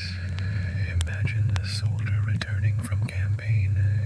His sandals are worn and his body scarred, and his eyes haunted by the memory of burning towns. He brings home a handful of plunder, perhaps a bronze cup, a bolt of cloth, or a foreign captive to serve his master. His village welcomes him with songs, but he knows the cost. His comrades lie unburied in distant lands, their names forgotten. The pharaoh, meanwhile, carves his victory into stone, immortalizing himself, while the soldier fades into silence. The warrior pharaoh was both protector and destroyer. His chariot secured Egypt's borders, but they also left trails of ruin across foreign fields. His monuments proclaimed divinity, but they were built on the backs of dead soldiers and conquered peoples. To be a god king was to wield both creation and destruction, to claim eternal victory no matter the human cost. If the pharaoh was glorified as the god of battle, it was the common soldier who bore the true weight of war. Behind the grand reliefs of kings trampling enemies stood thousands of anonymous men, conscripted from farms and villages, thrust into campaigns they barely understood. Their names are mostly lost, but their suffering was real, etched into the silence between monuments. Conscription was often seasonal. During the annual flood, when fields lay under water and farming paused, officials toured villages to draft young men. Some were volunteers, lured by promises of food wages and a share of plunder. Most, however, went unwillingly, leaving behind families who depended on them. A farmer pressed into military service might return months or years later if he returned at all. Training was brutal and unrelenting.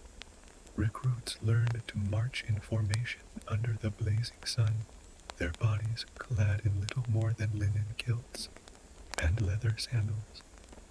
They practiced with spears, axes, and short swords. Wooden weapons first, then bronze. Archers drilled endlessly, loosing volleys until their fingers blistered.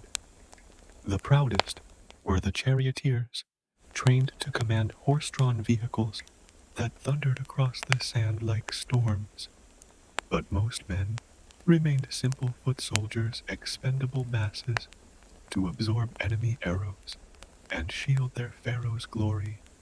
Life in camp was harsh. Soldiers slept on mats in crowded tents, their meals consisting of coarse bread, onions, and dried fish. Beer was their solace, but even that ran thin during long marches.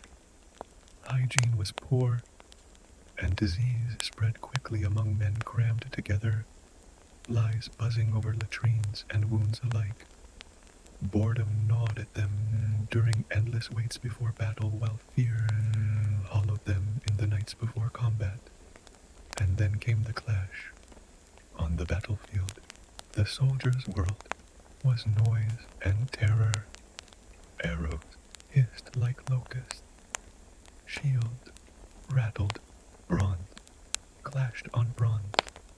Men screamed as chariots crushed bodies beneath wheels. Spears pierced flesh, Blood darkened the sand and dust blinded eyes. To survive meant to fight without hesitation, striking down strangers whose faces mirrored one's own desperation. Rewards were uncertain. Victorious campaigns sometimes brought plunder jars of wine, bolts of cloth, or even a captive to serve as slave.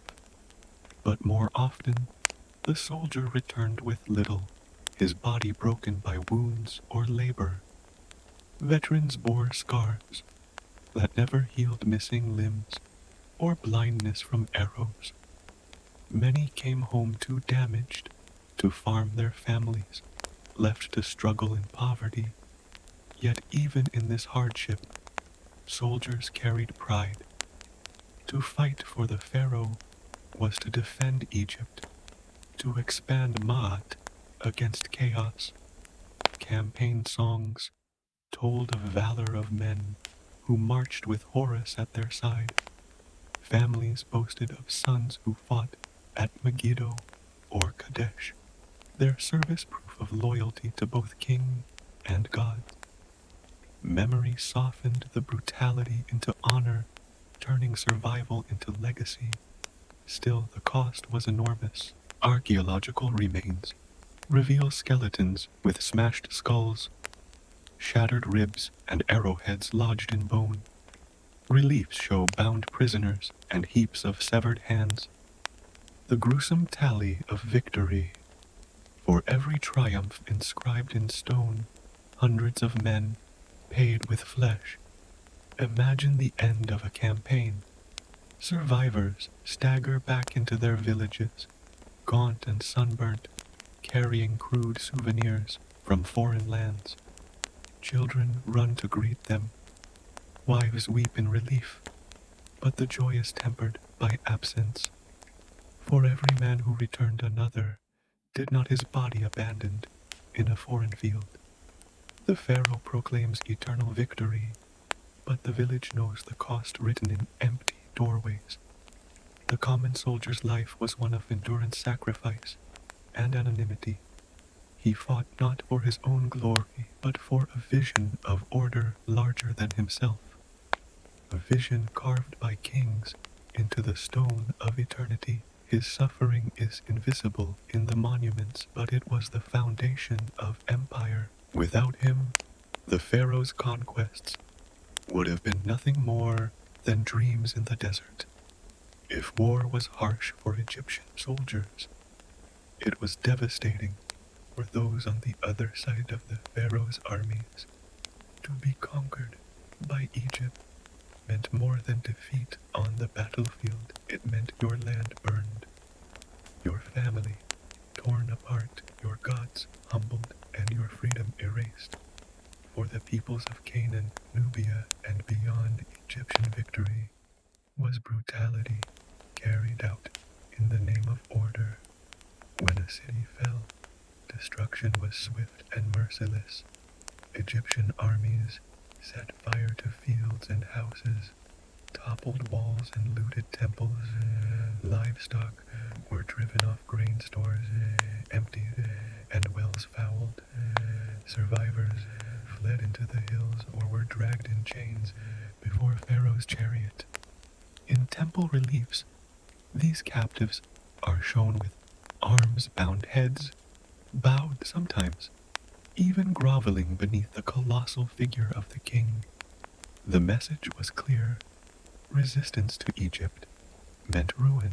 Captives were marched across deserts to serve as living trophies. Men were conscripted into forced labor, building temples, digging canals, and quarrying stone under the lash. Women and children were absorbed into Egyptian households as servants or concubines. For the victors, captives were wealth tributes of flesh, alongside gold cattle and incense. Pharaohs boasted of bringing back tens of thousands of prisoners, entire populations uprooted to feed the empire. The brutality was codified in ritual.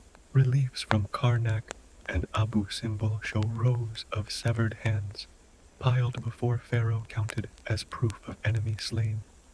In some campaigns, prisoners were executed in grotesque displays, throat-slit bodies left unburied as offerings to the gods. Foreign leaders captured alive were sometimes paraded through Egypt before being ritually killed, their blood spilled to sanctify the pharaoh's triumph. Nubia, to the south, bore Egypt's dominance most heavily. Its gold mines, cattle, and soldiers were prized, but its people were often treated as perpetual subjects. Egyptian campaigns crushed uprisings with pitiless violence, installing governors and fortresses to enforce control. Temples in Nubia depicted pharaohs towering over bound Nubian chiefs, their bodies pinned beneath the king's sandal, a visual declaration of eternal subjugation. In Canaan and Syria, Egyptian conquest was more cyclical. City-states rebelled, were crushed, and rebelled again. Letters from the Amarna archives, clay tablets written by desperate Canaanite rulers, plead for Egyptian aid against rivals or beg forgiveness for late tribute. The tone is always one of fear of rulers. No, could be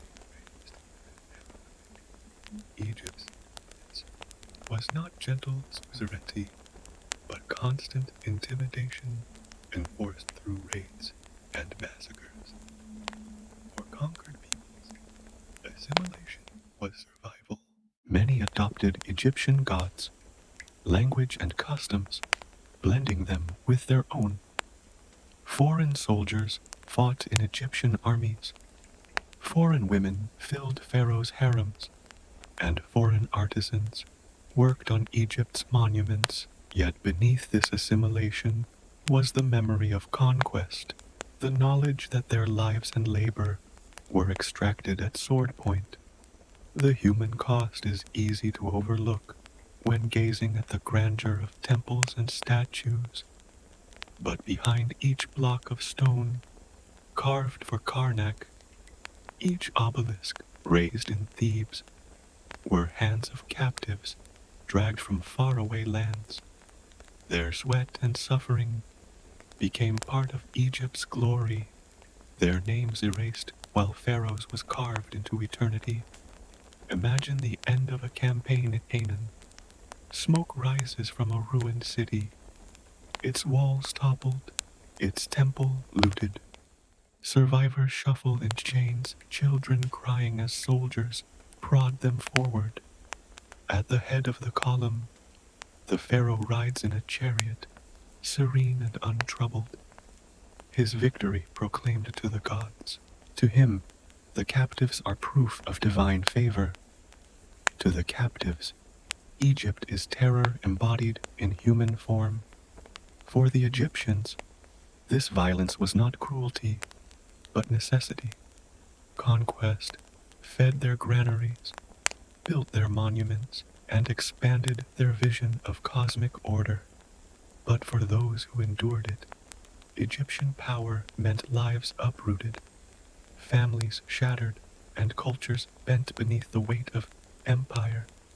The monuments remain silent and eternal, but if they could speak, they would echo with the cries of the conquered. To understand Egyptian warfare, one must step beyond the triumphal inscriptions of Pharaoh and imagine the battlefield itself.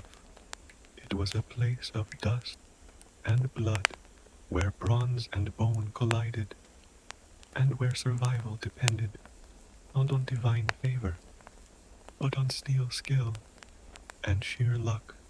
Egyptian armies marched with a formidable arsenal. Foot soldiers carried spears tipped with bronze axes, designed to cleave through shields, and short curved swords, known as kope. These blades, half sickle and half weapon, could hook a shield aside, or sever a limb in one swing. Archers, armed with composite bows, crafted from wood horn and sinew, unleashed volleys that could pierce leather armor at a distance. Charioteers, the elite arm of the military, thundered across the field with teams of horses, their drivers steering, while warriors loosed arrows with deadly precision. Tactics were pragmatic and brutal. Armies marched in tight ranks, shields interlocked advancing behind clouds of arrow. At close quarters, soldiers hacked at each other with spears and kopech, the air filled with grunts, screams, and the clang of metal. Chariots broke enemy lines, scattering footmen and trampling the fallen beneath wheels. Cavalry charges were not elegant maneuvers, but storms of violence, designed to overwhelm by terror as much as by force. The Egyptians also employed psychological warfare. Before battle, pharaohs staged grand displays, parading with gilded armor standards, bearing the gods' symbols, and musicians beating drums to shake enemy morale. Prisoners taken in skirmishes were sometimes mutilated, noses, ears, or hands severed, and released back to spread fear. Messages were carved into temple walls, not only to record victories, but also to warn future rebels of the price of resistance. The brutality of combat was amplified by its aftermath. Severed heads and hands were collected as trophies, stacked before scribes who recorded the count. Captives were tied together with ropes, paraded naked. Before the army, their humiliation as valuable to Egyptian propaganda as the battle itself. Corpses of enemy soldiers littered the field, stripped of weapons, and left for vultures and jackals.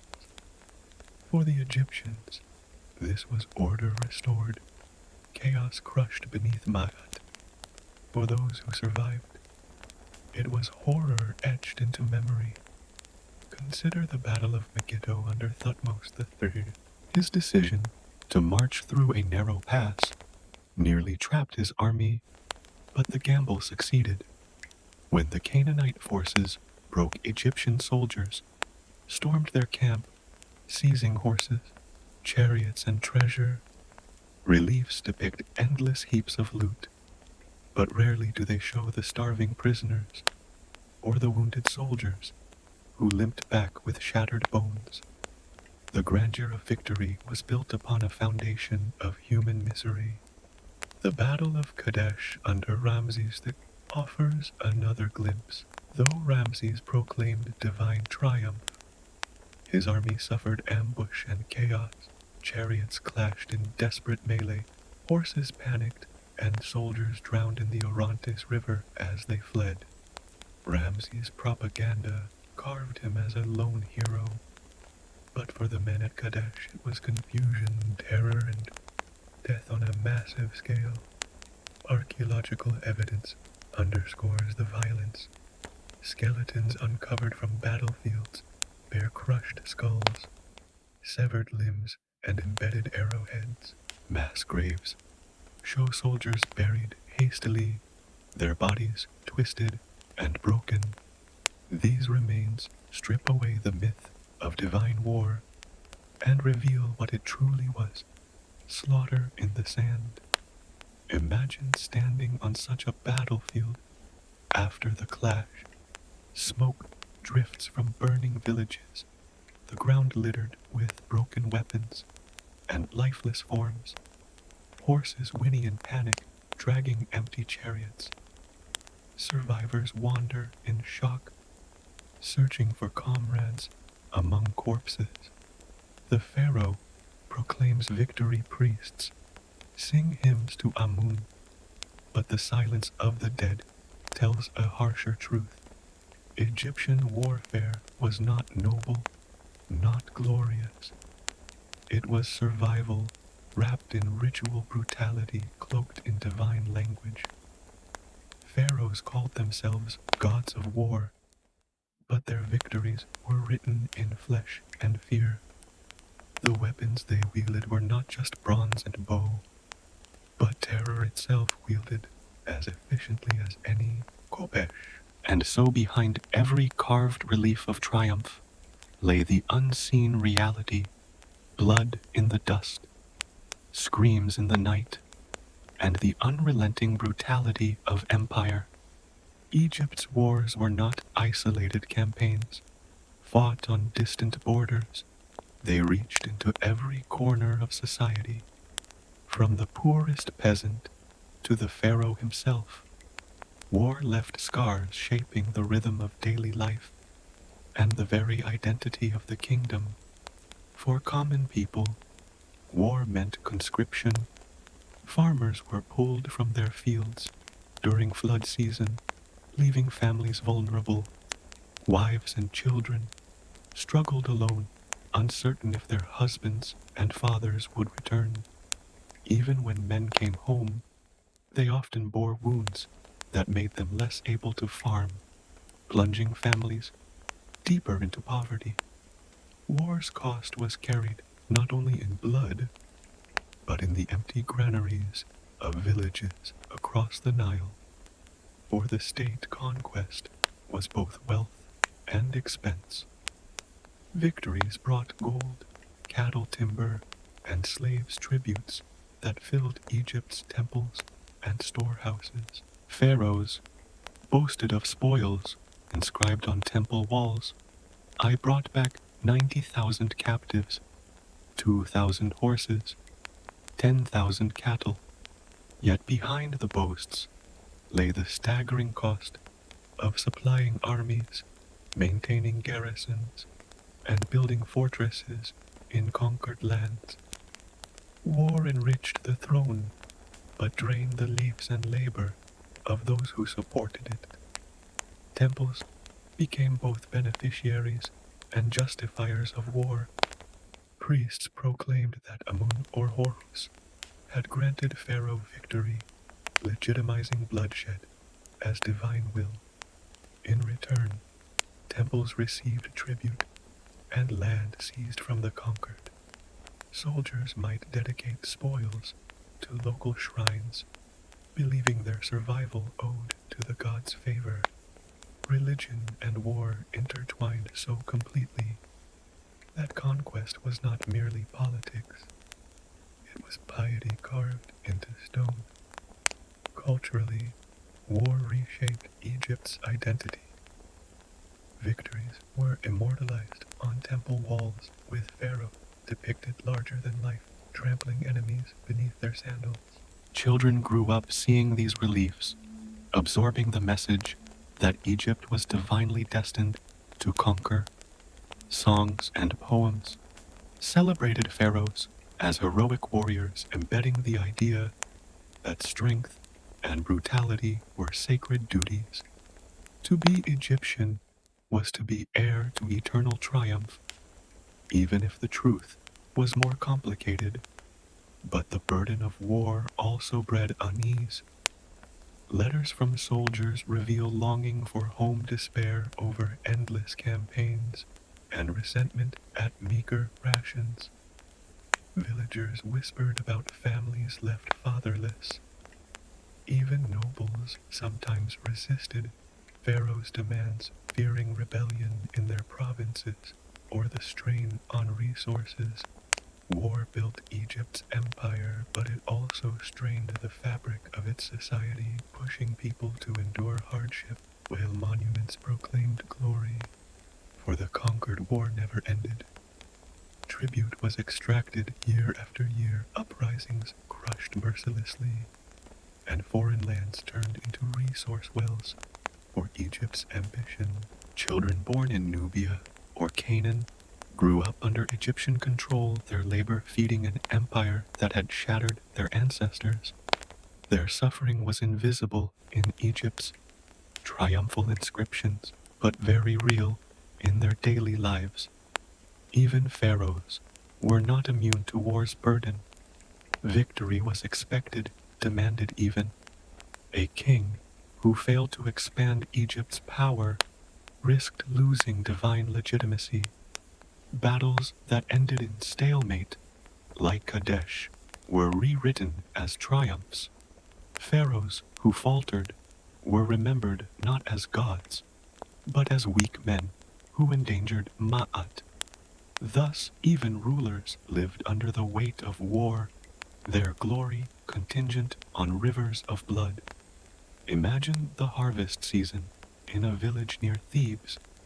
Families work the fields, but fewer hands are there. For many young men march with Pharaoh's army. Mothers and daughters bear the load, hoping the harvest is enough to meet taxes and survive winter. At night, they sit by firelight, telling children that their fathers fight for Egypt, for the gods for order, but in their hearts, they know war has taken more than it has ever given.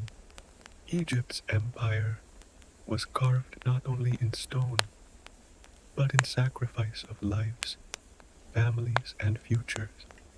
War gave Egypt power and wealth, but its true cost was borne by those whose names were never carved into temples, whose labor and blood built the legacy claimed by kings. Few symbols of Egypt are as enduring as the pyramids, those massive triangles rising from the desert, silent against the sky. They appear timeless, eternal and serene, yet behind their beauty lies a story of unimaginable labor hardship and the pharaoh's obsession with eternity that consumed generations of lives. The first great pyramid, built for Pharaoh Khufu around 2550 BCE, was a monument to ambition as much as to faith. Standing originally at 481 feet tall, it covered over 30 acres, with more than 2 million stone blocks, each weighing several tons. To gaze upon it today is to marvel at human ingenuity, but to live during its construction was to witness an undertaking of almost unbearable cost. Tens of thousands of laborers, many conscripted peasants, were pulled from their villages each year during the Nile's flood season. With their fields under water, they were herded into work gangs, forced to haul limestone from nearby quarries or granite from Aswan hundreds of miles away. The stones were dragged on sledges, lubricated with water, pulled by lines of sweating men, chanting in rhythm, while overseers cracked whips above their heads. Day after day under the burning sun, their muscles strained, their backs bled, and their bodies weakened. The work was relentless. Teams lived in vast labor camps near the Giza Plateau, housed in barracks of mud brick, their meals little more than bread beer and onions. Archaeologists have uncovered remains of these workers, many showing signs of arthritis, herniated discs, and broken bones. Some skeletons bear crushed skulls and fractured spines, silent evidence of men killed by falling stones or brutal accidents. The pyramids may look serene, but every block is haunted by the pain of those who placed it. And yet, it was not only suffering. Evidence shows that the state provided some care for its workers. Remains reveal broken bones that had healed, meaning laborers were treated and fed even when injured. Worker villages show signs of community bread ovens, breweries, and even modest chapels. For some, laboring on the pharaoh's tomb may have been seen as an honor service that bound them to the divine order. Still, whatever small comforts existed, they could not erase the sheer weight of toil demanded by eternity. The pyramid itself was more than a tomb. It was a cosmic statement, its sides aligned with the cardinal points, its shape echoing the rays of the sun god Ra.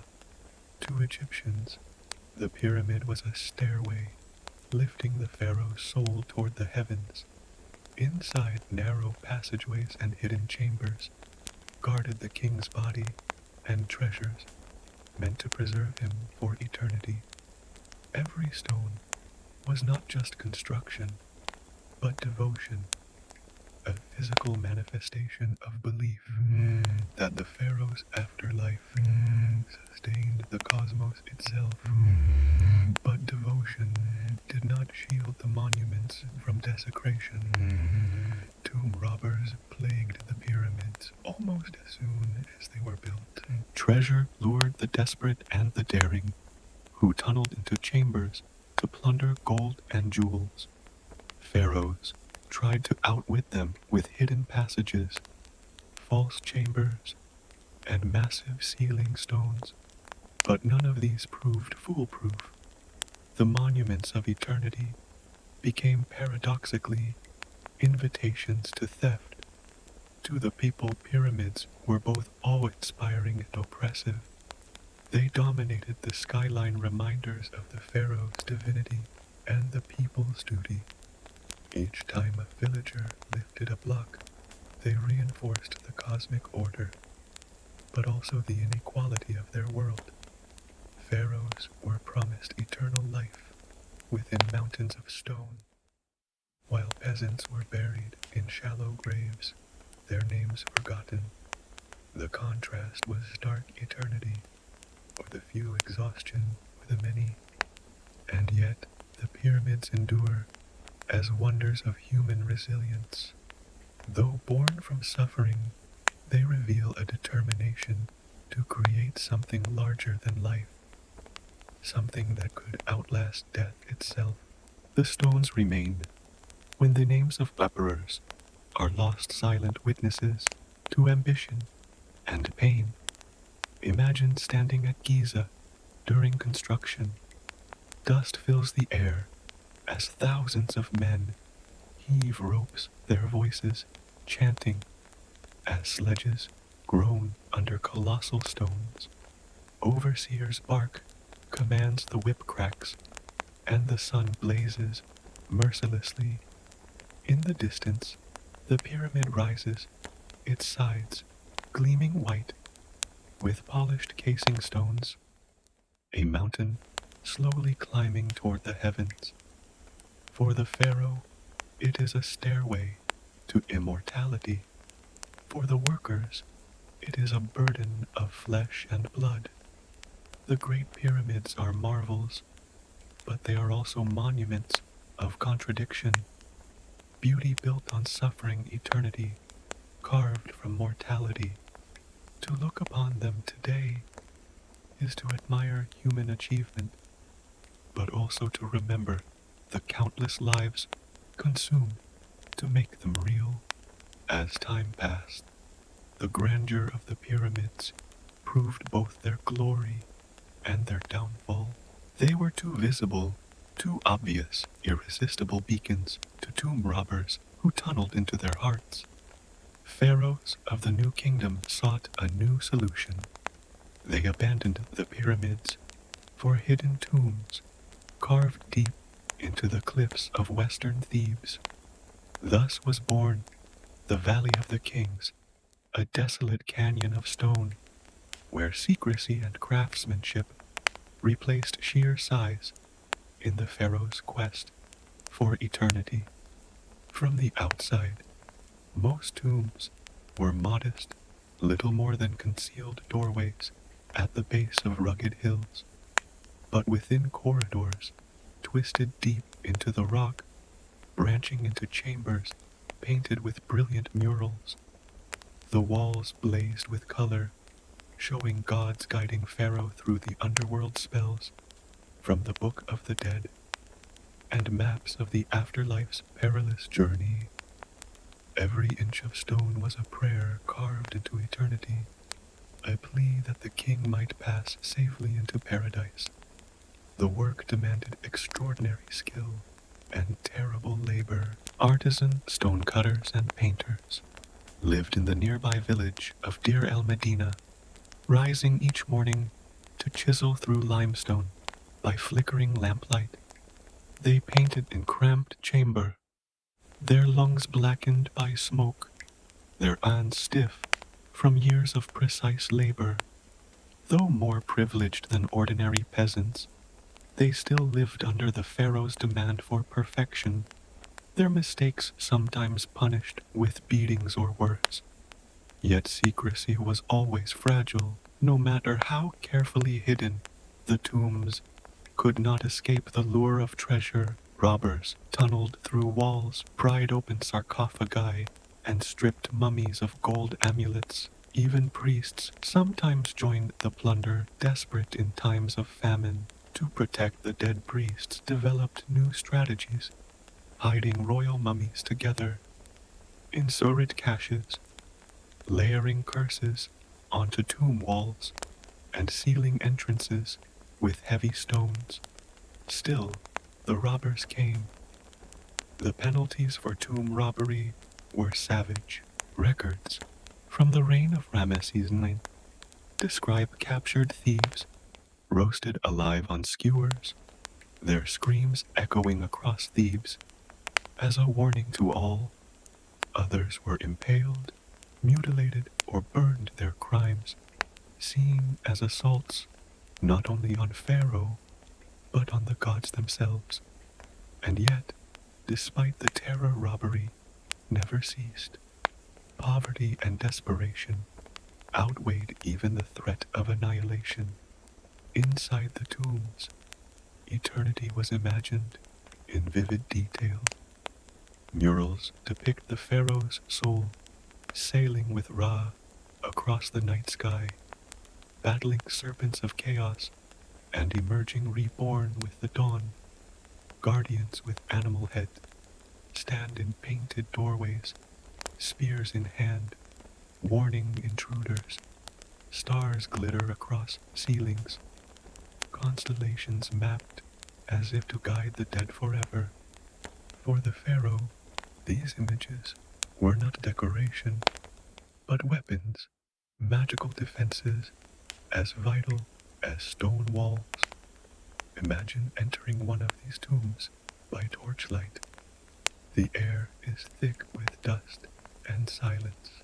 The flicker of flame reveals painted gods with stern eyes, their hands raised in blessing or threat. Hieroglyphs whisper prayers down the corridor. You descend deeper past chambers filled with jars of food, furniture, and statues, provisions for eternity. At last, you reach the burial chamber where a massive sarcophagus rests carved with spells, holding a body swaddled in linen and gold. It is both a sanctuary and a fortress, a book where life, death, and divinity meet. Yet history has shown that stone and paint could not guarantee immortality.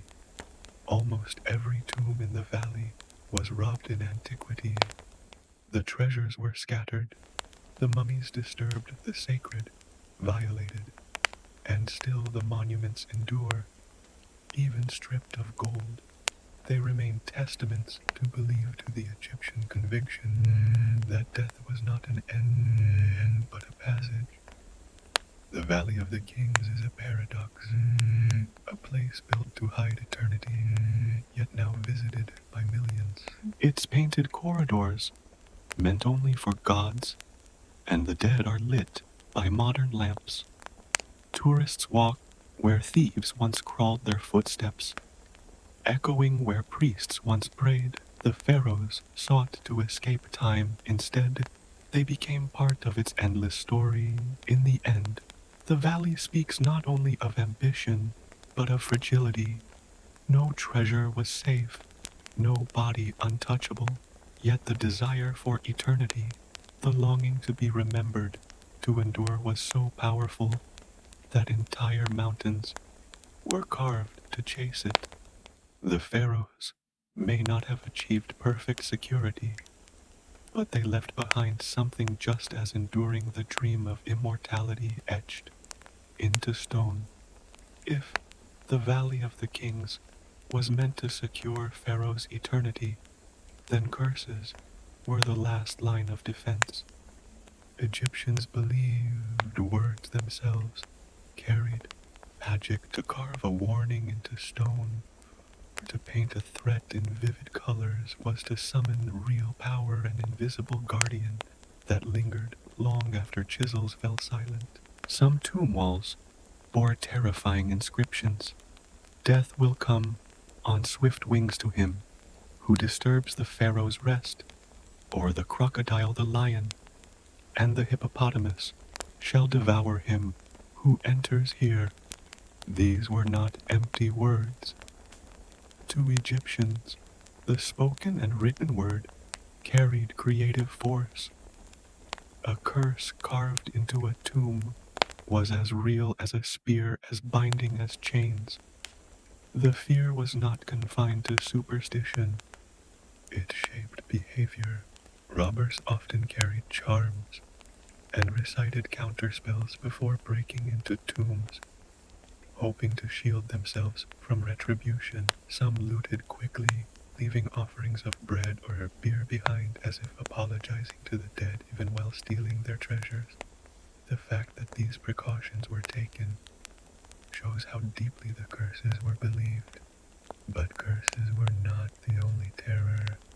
Myths circulated of the dead rising to torment violators of spirits, haunting villages of priests struck down by sudden illness after mishandling a mummy.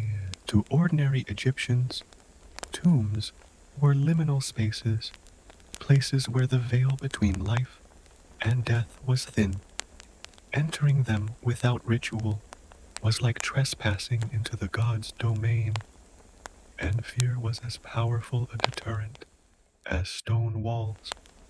Later tales echoed, even in modern times, carried this dread.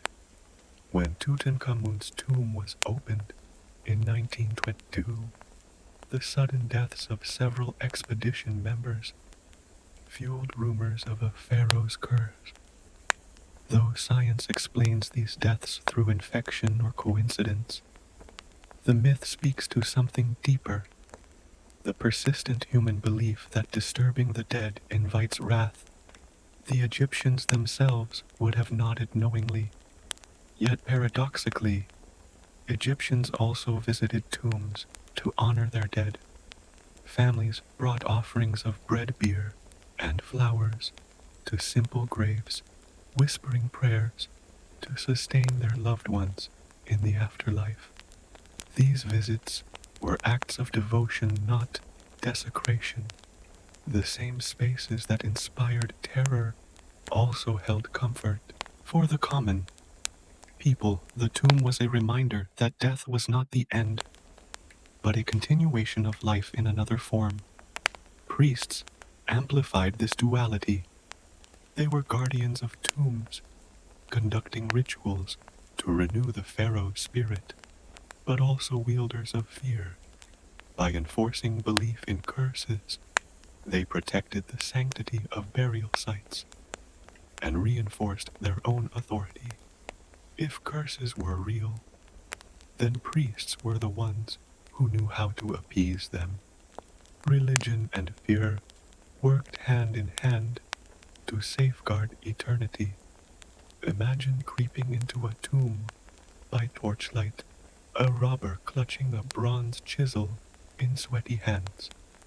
The flicker of flame illuminate painted gods glaring down their eyes, alive with judgment.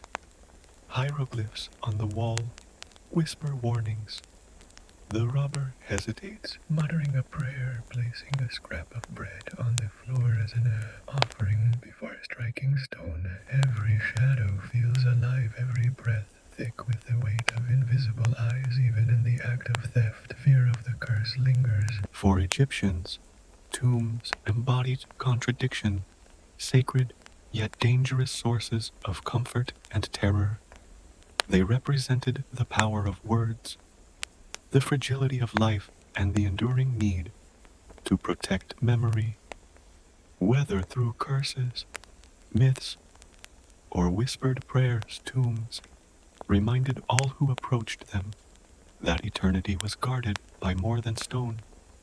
It was guarded by fear itself, and so curses were more than superstition.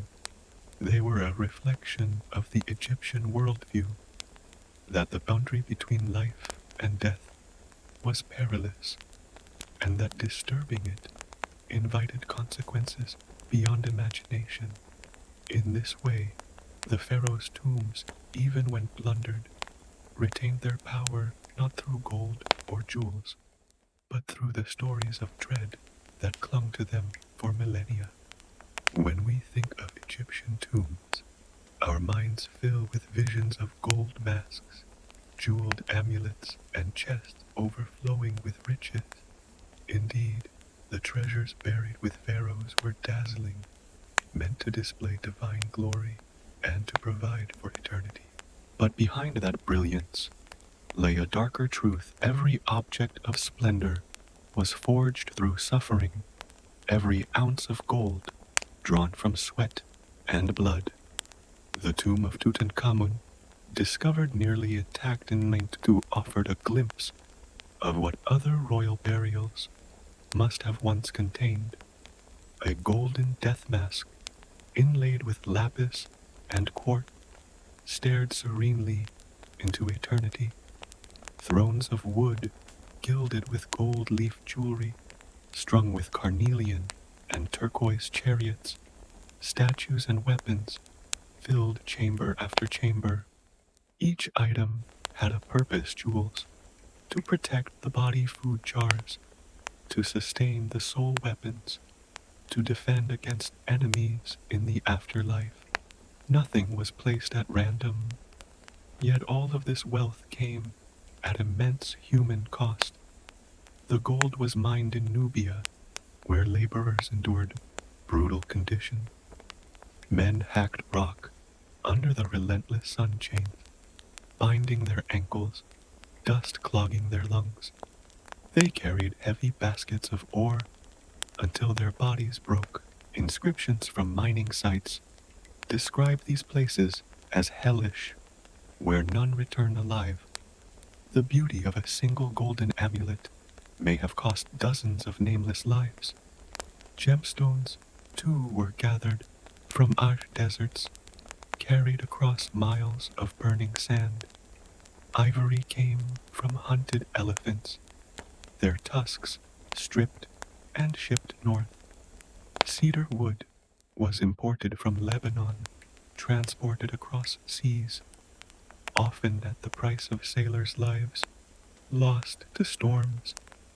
Each luxurious object in a tomb was the end point of suffering, stitched invisibly into splendor. Artisans in Egypt's workshops labored tirelessly to transform raw materials into masterpieces.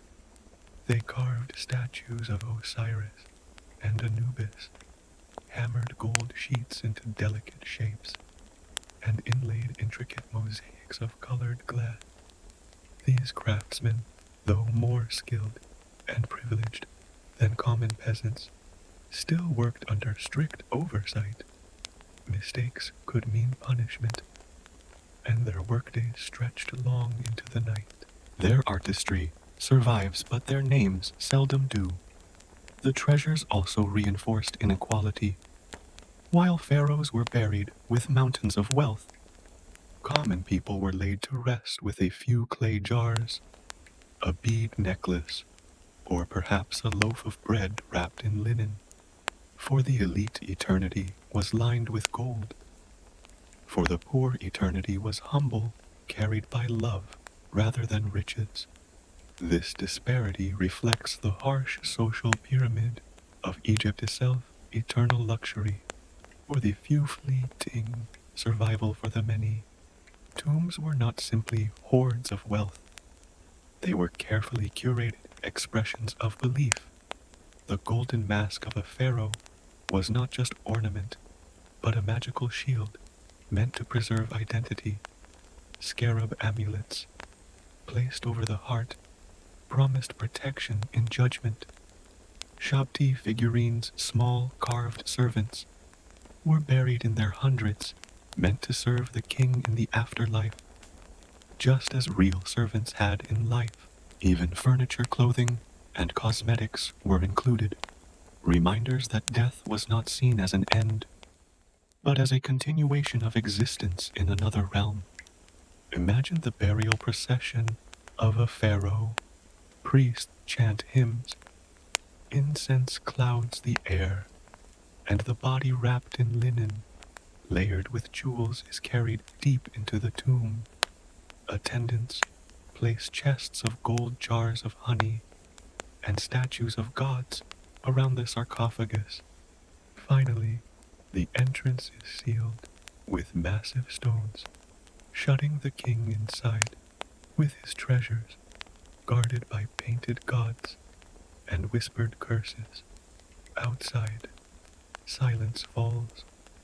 The living depart, leaving eternity behind them in the darkness. And yet these riches often did not endure. Tomb robbers, driven by desperation, stripped pharaohs of jewels, melted down gold, and sold treasures in secret markets. What we see today in museums is only a fraction of what once existed. The vast wealth of ancient Egypt, amassed through conquest and labor, largely vanished into the shadows of history, stolen, melted, or destroyed. Still, the surviving treasures tell a story not only of luxury, but of humanity's longing for permanence. They embody both faith and exploitation, devotion and cruelty. Behind every gleaming artifact lies the sweat of miners, the labor of artisans, and the prayers of families who hoped eternity could be purchased with beauty. The treasures of the tombs remind us of Egypt's contradictions, splendor, resting on suffering, eternity, built on mortality. They dazzle the eye, but if you listen closely, you can almost hear the echoes of the countless lives consumed to create them. For the Egyptians, tombs were not merely places of burial. They were the anchors of identity, the bridges between mortal life and eternal existence. To build a tomb was to declare that a name, a soul, a story would endure against time itself. But this pursuit of eternity came at a what that reveals both the greatness and the fragility of Egypt. Every monument, from the Great Pyramid to the smallest village tomb, embodied the conviction that the dead continued to live. The Ka, the vital essence, required sustenance. Without offerings of bread and beer, without spells carved into walls, the soul might wither. Thus, tombs were stocked with provisions adorned with prayers, and decorated with scenes of hunting, feasting, and farming. These were not simple paintings, but magical acts, ensuring that the deceased could live forever in comfort. For pharaohs, tombs proclaimed divine authority. Their monuments loomed over deserts and valleys, visible reminders that the king was no mere man, but a god destined for eternity. To carve a pharaoh's name in stone was to grant him immortality, for Egyptians believed that to speak the name of the dead was to make them live again. The monuments were voices across millennia, calling the king's name so it could never fade. Yet the irony is stark. While kings built mountains of stone to preserve themselves, Countless laborers died anonymous, their names never carved, their bodies buried in shallow graves. The identity of the elite was eternal, while the identity of the poor vanished with the desert winds. Eternity, like wealth, was reserved for the few, and still, even the most magnificent tombs were not immune to time. Robbers stripped treasures, floods eroded walls, and empires rose and fell around them. Pharaohs who dreamed of everlasting remembrance were often forgotten, their names lost, or misread, their monuments half buried in sand. Only fragments survived: the golden mask of Tutankhamun, the broken statue of Ramses, the faded murals of long-dead kings. Eternity proved more fragile than stone could promise. Yet paradoxically, their dream succeeded in another way. The pyramids still stand. The Valley of the Kings still whispers of painted corridors and sealed chambers. The treasures scattered across museums still dazzle eyes thousands of years later. The pharaohs may not have kept their wealth, but they achieved remembrance. Their obsession with eternity ensured that Egypt itself became eternal in human memory. For ordinary Egyptians too, tombs reflected the desire to endure. Even the humblest graves often contained small tokens, beads, jars, amulets, symbols of care and hope. Families whispered names at burial, believing that memory was the truest immortality. A peasant's tomb may not have glittered with gold, but it carried love, which was its own kind of eternity. Imagine walking through the Valley of the Kings at twilight. The cliffs glow red in the fading sun shadows, stretching over hidden entrances. Beneath your feet lie corridors painted with stars, chambers filled with broken jars and scattered bones. The kings dreamed of forever, but silence fills their tombs. And yet, as you whisper their names, Khufu, Tutankhamun, Ramses, they live again, if only for a moment. This, perhaps, is Egypt's greatest legacy, not the gold or the stone, but the enduring power of remembrance. They showed us that to be human is to resist oblivion, to fight against forgetting, to carve our names, even at an unimaginable cost, into the memory of time. When we imagine Egypt, we often picture glittering palaces, golden tombs, and statues towering above the sands. But for the vast majority of Egyptians, life unfolded in mud brick villages clustered along the Nile.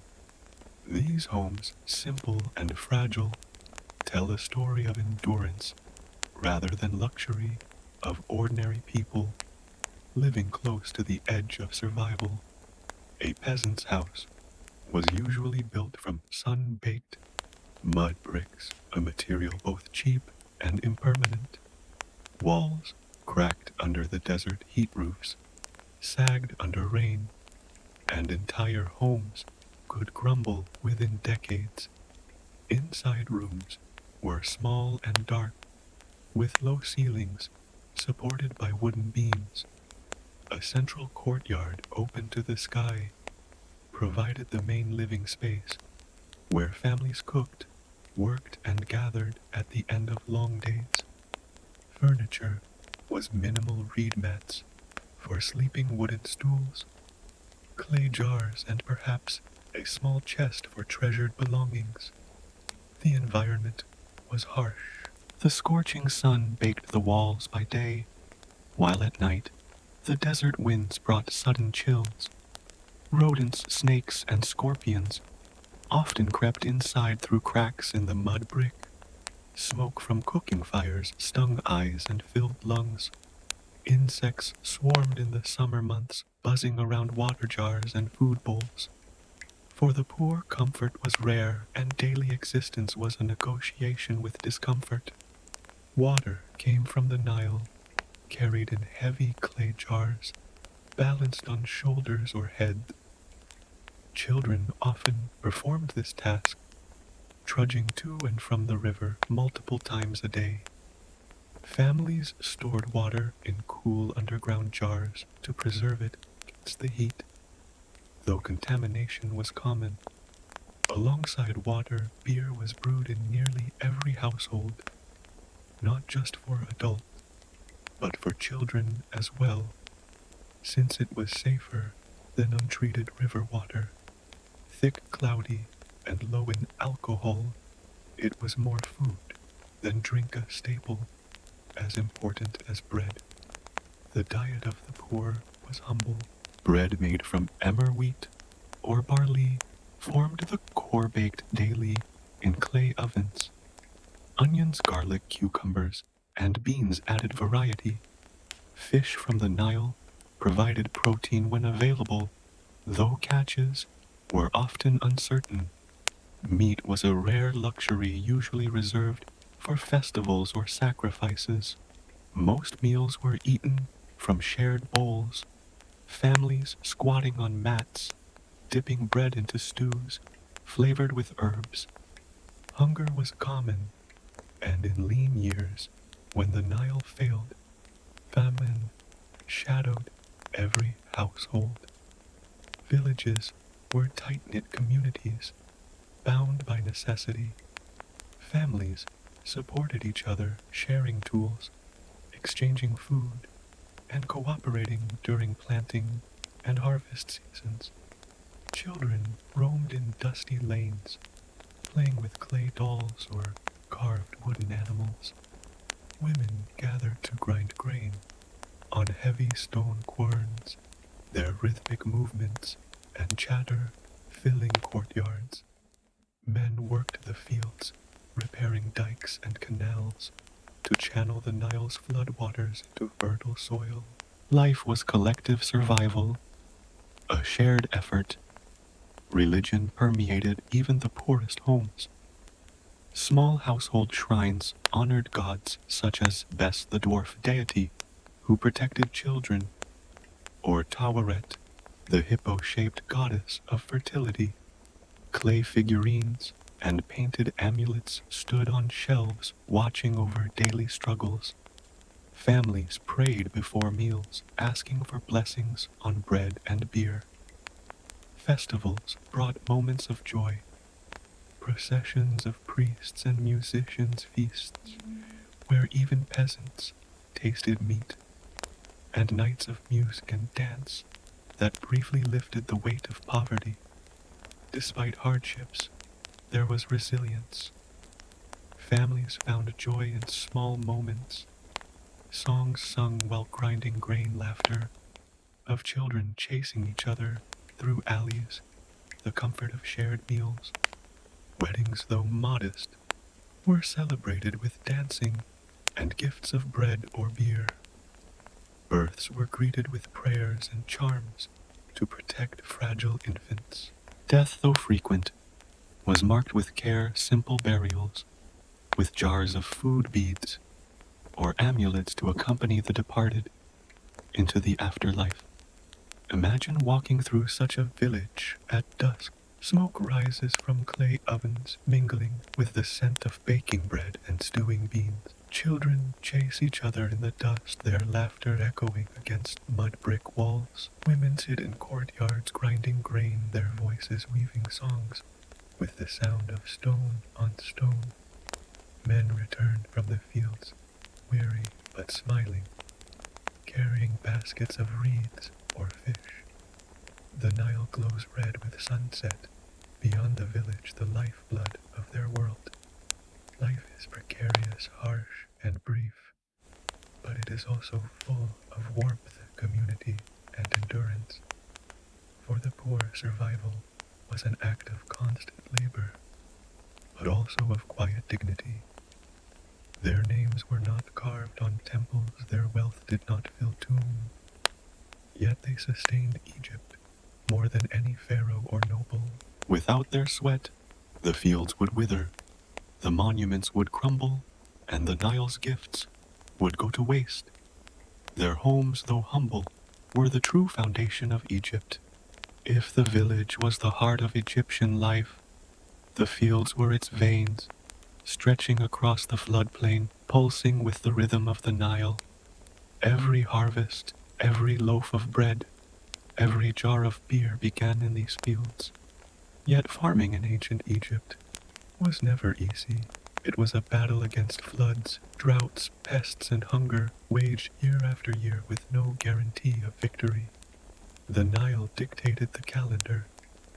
Each summer its waters rose, spilling across the floodplain, leaving behind a layer of rich black silt.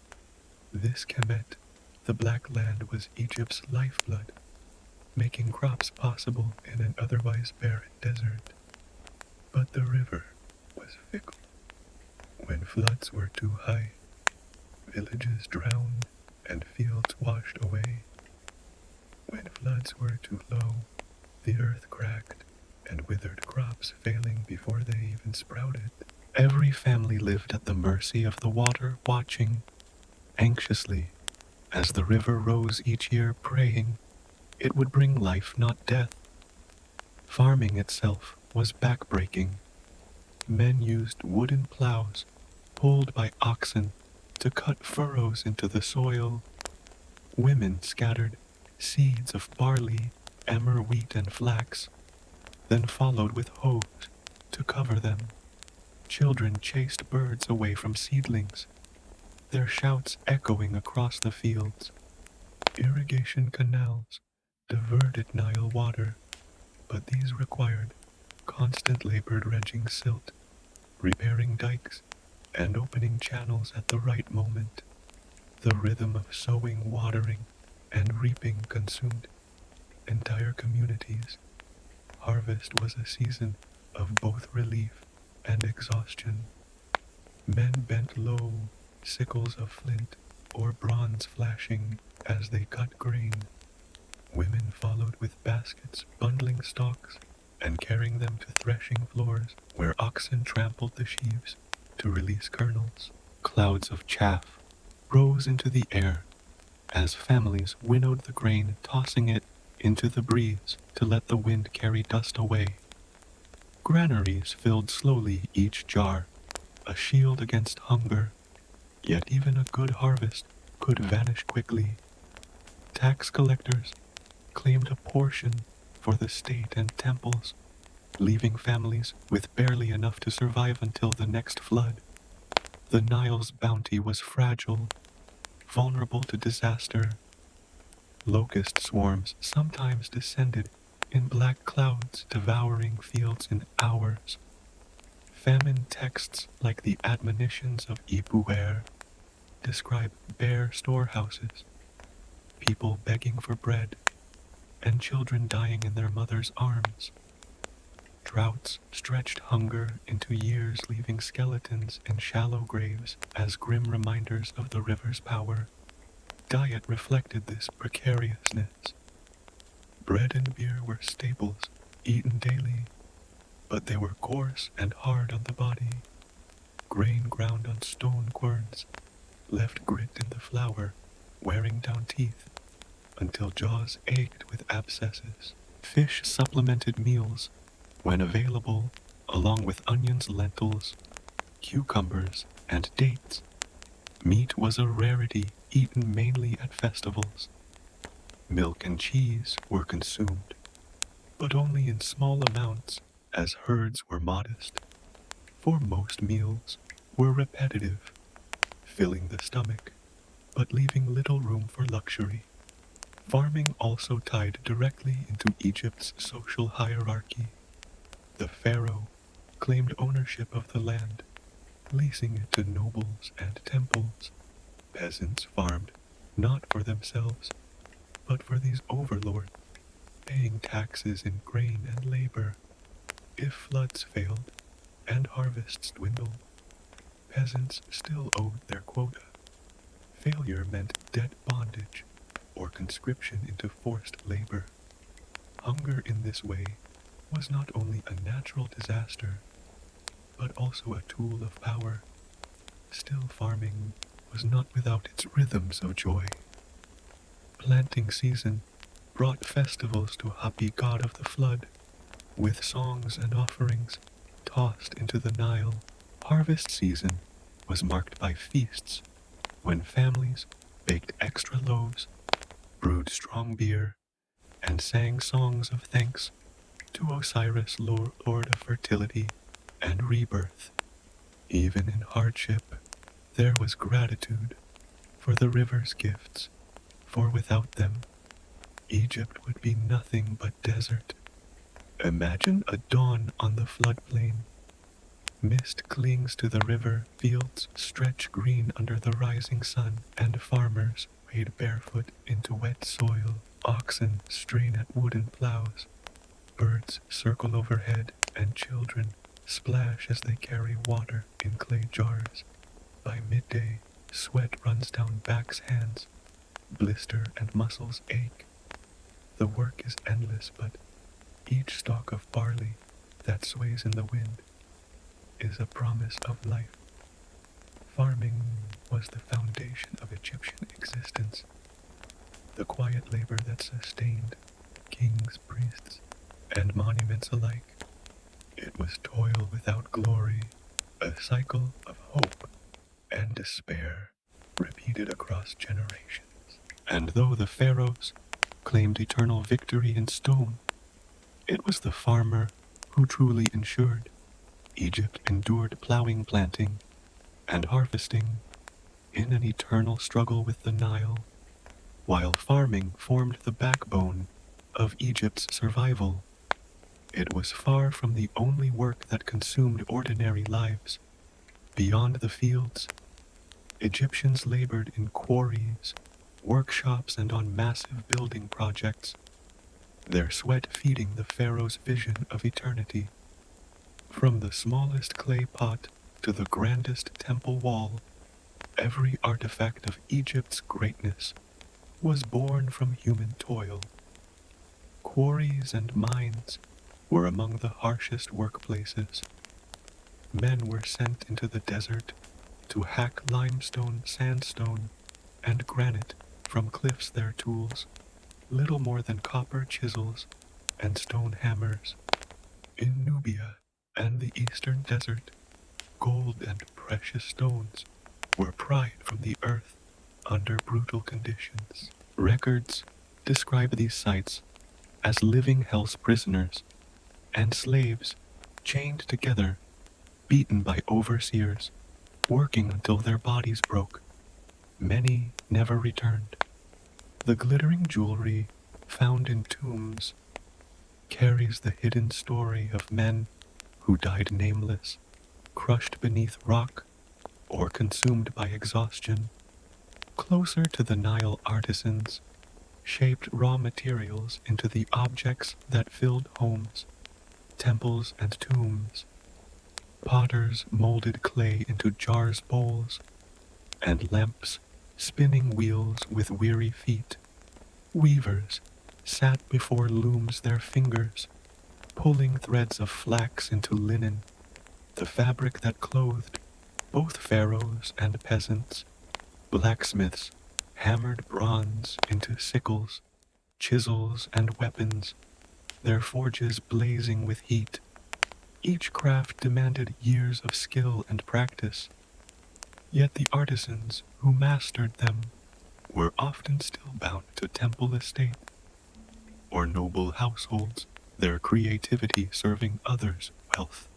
Labor meant service on monumental projects. Pharaohs demanded pyramids, temples, obelisks, and colossal statues, structures that consumed generations.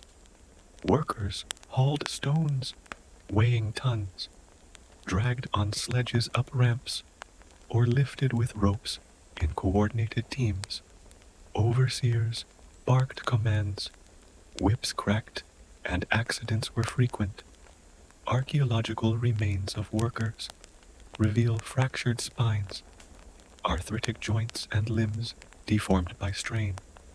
Even those spared death lived with bodies broken long before old age.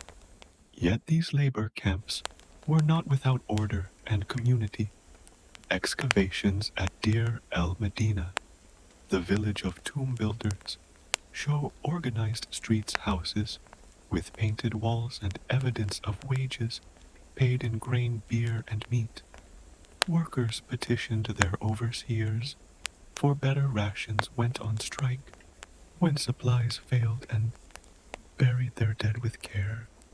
Their lives were harsh, but they carved out dignity within Pharaoh's demands. Labor extended to domestic service as well. Servants in noble households rose before dawn to grind grain, fetch water, and sweep courtyards. They cooked, cleaned, tended gardens, and cared for animals, often under watchful eyes that allowed no rest. Female servants might be exploited as concubines, their lives marked by vulnerability. Children of servants inherited their parents' roles, trapped in cycles of dependence, though less deadly than mining or quarrying. Household service was nonetheless exhausting. Its reward little more than survival. Religious labor also demanded sacrifice. Priests and priestesses oversaw temples, but armies of attendants maintained them. Men hauled water for purification rituals. Women wove linen for sacred vestments, and scribes copied endless prayer. Festivals required massive effort.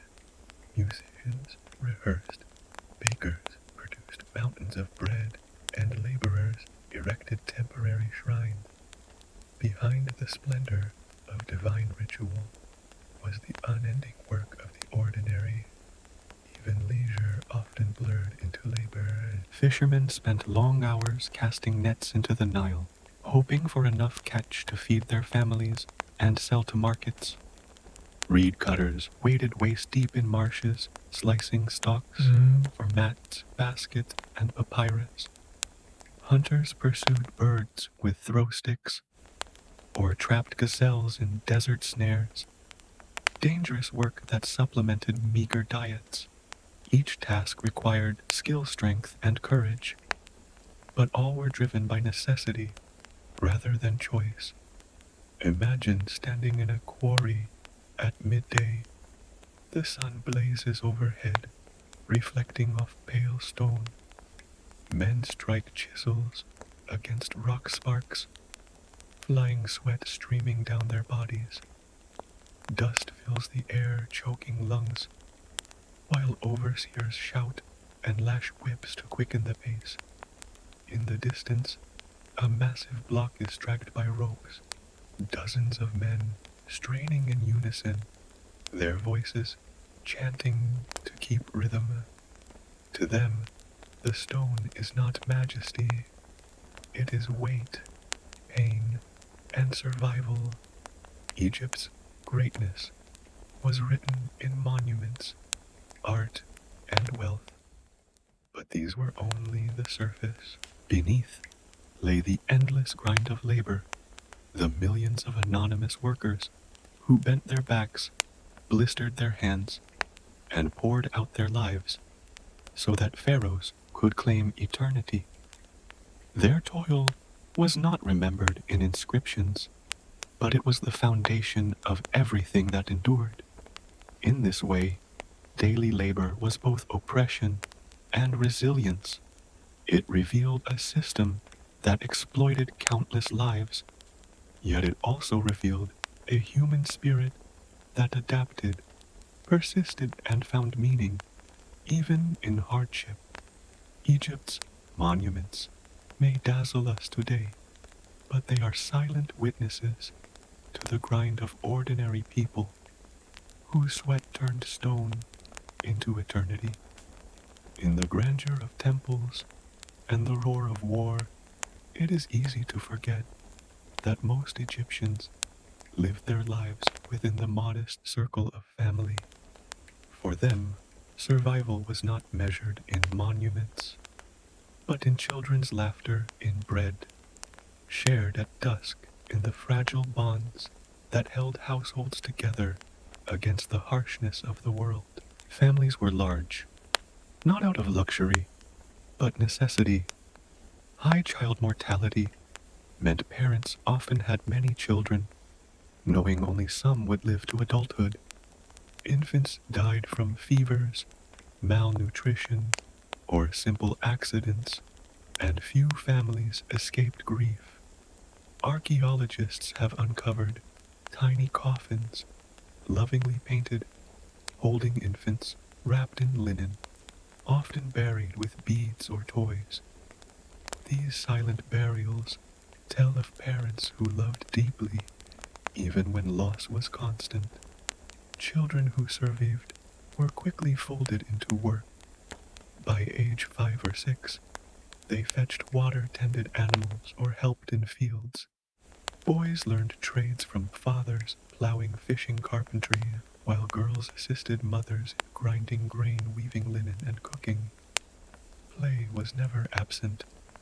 Clay dolls, carved wooden animals, and simple board games, like Senet, filled their spare moments. But always labor shadowed their play, for survival left little room for idleness. Marriage was practical, often arranged within villages. Women married young, sometimes in their teens, bringing modest dowries of linen, beads, or livestock. Husbands provided homes, while wives managed households, children, and food. Love did exist. Letters and poems reveal deep affection between spouses. But marriage was also an economic bond, a partnership against hardship. Divorce was possible with property divided, but remarriage was common, especially after the death of a spouse. Women held important roles within families. They oversaw food preparation, weaving, and the raising of children. Some worked in fields alongside men, while others served as midwives, musicians, or mourners at funerals. Though Egypt gave women more rights than many ancient cultures, they could own property, inherit wealth, and even initiate divorce. The reality for most was still toil and vulnerability. Childbirth was perilous, and repeated pregnancies often weakened bodies. Yet within their households, women anchored the family, binding survival with care and resilience. Religion intertwined with family life. Small shrines in homes held clay figures of Tauret, protector of mothers, or Bes, the dwarf god, who guarded children. Parents whispered prayers over cradles, tied amulets around infants' necks, and sang lullabies invoking divine protection. Festivals brought families together, walking in processions, sharing food, and dancing beneath the stars. These moments of joy, though fleeting, stitched hope into lives otherwise marked by labor. Funerals also revealed the strength of family bonds. Even the poorest arranged burials with dignity, wrapping bodies in linen, placing jars of beer or bread in simple graves. Families visited tombs with offerings, speaking names aloud, so spirits would endure. For peasants, eternity was not secured with gold masks, but with memory, the hope that their children and grandchildren would remember them. Imagine an evening in a small village. The day's labor has ended, and families gather in courtyards. A mother kneads dough, while children play with clay figurines. A father mends a basket, his hands rough from the fields. The smell of onions and beans simmers from a pot, while laughter echoes under the stars. Life is precarious. Hunger looms. Illness strikes without warning. But in that moment, there is warmth, unity, and love. Yet these bonds were fragile. Disease could sweep through households, leaving families broken. War conscription stole fathers from homes, sometimes forever. Famine forced parents to sell children into servitude to survive.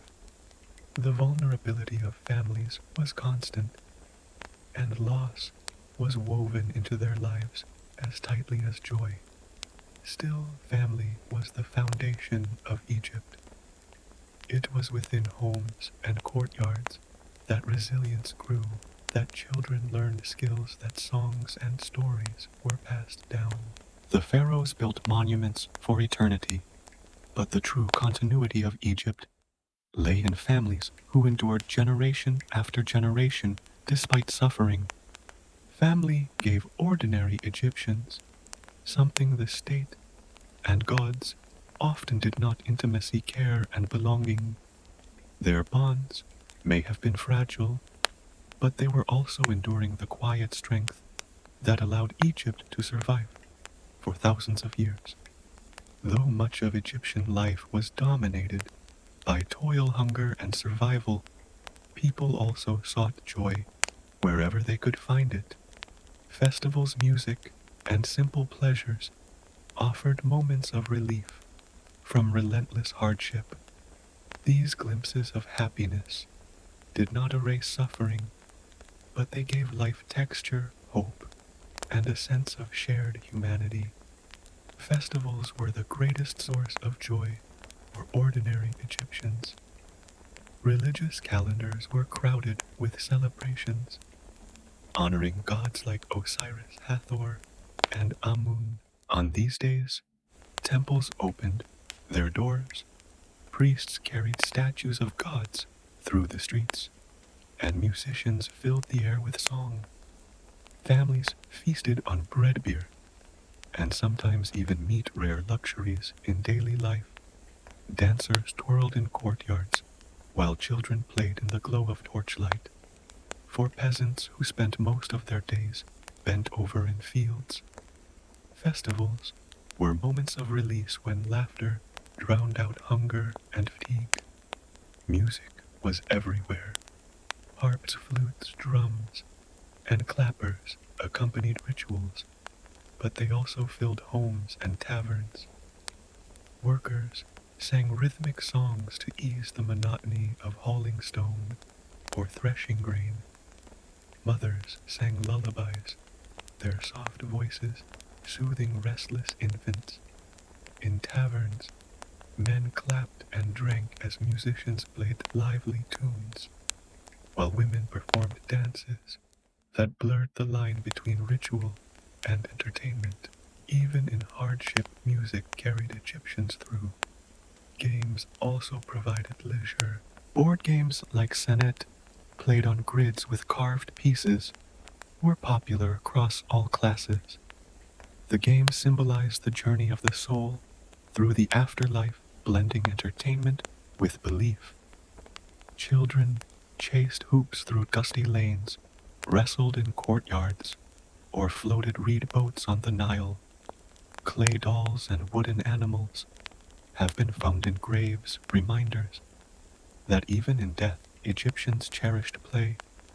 For adults, taverns were common gathering spots.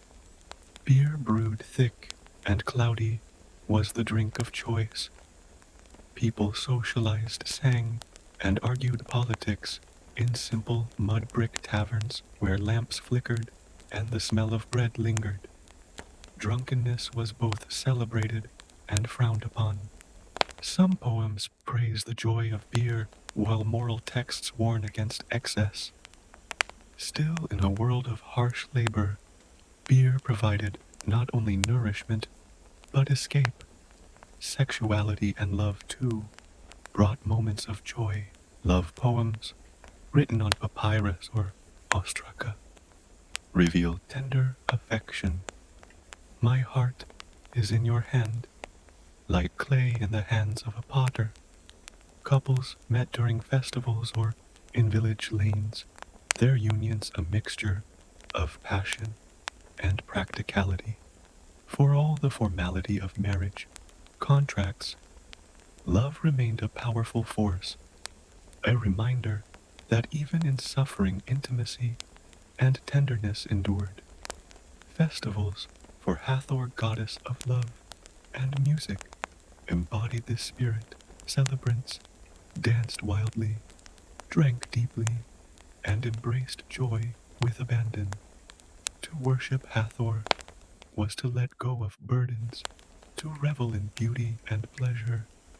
Even peasants, weighed down by labor, could taste moments of ecstasy, imagining themselves closer to the divine. Yet joy was fragile. Behind every festival lurked the return to fields and taxes. Behind every song was the echo of hunger. But perhaps this fragility made happiness sweeter. Egyptians understood the fleeting nature of life. Disease, famine, and war were constant reminders. Thus they embraced joy whenever it appeared, clutching it like a spark in the dark. Imagine standing in a village square during a festival. Drums pound, flutes trill, and dancers spin in bright linen. Children chase each other with reed toys, laughter echoing under the stars. Families share bread, beer, and roasted fish. For a night, the burdens of the Nile's floods, the overseer's whip, and the shadow of death are forgotten. In that moment, the village is alive with color, sound, and joy. Even in the afterlife, Egyptians imagined leisure. Tomb paintings show nobles feasting, playing senet, and hunting in lush marshes. These were not just depictions of wealth, but of longing, the hope that eternity might be filled, not only with survival, but with pleasure, music, and laughter. Leisure did not erase suffering, but it softened it. It gave Egyptians moments of humanity amid the grind of survival. It reminded them that life, though fragile and often cruel, also held beauty worth savoring. In the end, Egypt's greatness was not only in its pyramids or war, but in the songs of its people, the festivals that brightened villages, and the laughter that defied despair. These fleeting joys, fragile as they were, are part of the civilization's legacy, proof that even in the harshest conditions, humans seek not only to endure, but to celebrate. For all their resilience, the people of ancient Egypt lived under the constant shadow of illness and death. Unlike pharaohs, entombed in splendor, ordinary Egyptians faced mortality in mud brick homes, with little more than charms and prayers to shield them. Disease struck without warning, cutting lives short and leaving families to endure grief as familiar as the rising of the Nile. Common ailments were relentless. Malaria thrived in stagnant waters, leaving children feverish and frail. Schistosomiasis, a parasite carried by snails in the Nile, caused bloated stomachs, chronic pain, and gradual debilitation. In crowded villages, tuberculosis spread easily, hollowing lungs and weakening bodies. Dental disease plagued nearly everyone. Gritty bread ground on stone querns wore down enamel, leaving mouths riddled with abscesses that caused agony and infection. Archaeologists examining skeletons often find jaws scarred by years of relentless pain. Child mortality was staggering. As many as 1 in 3 infants died before reaching their first birthday, and half of all children never lived to see adulthood. Mothers grieved repeatedly, burying infants in small coffins, painted with bright designs, sometimes tucked beneath family homes, so the spirits of children would remain close. Parents clung to amulets, whispering prayers to Taweret and Bes, hoping their protective gods might spare the next child. Women carried particular burdens. Childbirth was perilous, often fatal. Repeated pregnancies weakened bodies already strained by malnutrition and hard labor. Some mothers survived only to be left sterile by scarring or infection. Others died in delivery, leaving newborns orphaned before their first breath. Even queens, shrouded in wealth, bore these risks. Mummies of royal women show pelvic damage and evidence of fatal complications. In this struggle, rich and poor alike were bound by the fragility of life. For peasants, access to medical care was minimal. A village healer might offer herbs, poultices of honey, or spells spoken over wounds. Remedies were a blend of practicality and faith garlic to strengthen the body, honey to clean cuts, incantation to drive out malevolent spirits. But for serious illness, there was little hope. Without antibiotics, antiseptics, or anesthesia, infections spread unchecked, injuries festered, and life expectancy remained short. Death was not a rare visitor, but a constant presence. Families prepared for it with modest burials, simple pits dug in the desert, bodies wrapped in linen, or reed mats accompanied by jars of beer, bread, beads.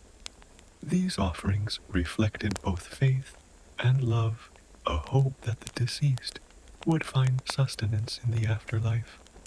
Though humble compared to royal tombs, these burials carried dignity, reminding us that even the poorest clung to the promise of eternity. Grief was profound. Songs of lament were sung at funerals. Women wept and beat their chests, and families shaved their heads as a sign of mourning. But life pressed on.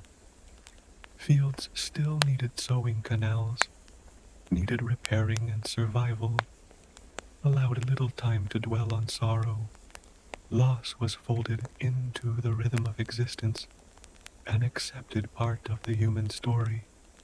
Imagine a mother sitting in her courtyard at dusk, holding the body of her child wrapped in linen. She whispers the child's name, believing that speaking it aloud will help the spirit endure. Neighbors gather, offering bread and beer, helping dig a small grave near the edge of the village. The burial is simple, but it is filled with tenderness. The next morning, the sun rises, the Nile flows, and life resumes. But grief lingers, etched into hearts that know too well the fragility of existence. And yet, despite relentless loss, Egyptians endured. They wove hope into rituals, into amulets, into the very fabric of daily life. Death may have been constant, but it did not crush them. Instead, it inspired them to cling fiercely to family, to tradition, to belief in an afterlife where suffering ended. Their resilience was not denial, but defiance, a refusal to let despair erase meaning. The greatness of Egypt was not only in pyramids and temples, but also in these ordinary lives, fragile yet enduring.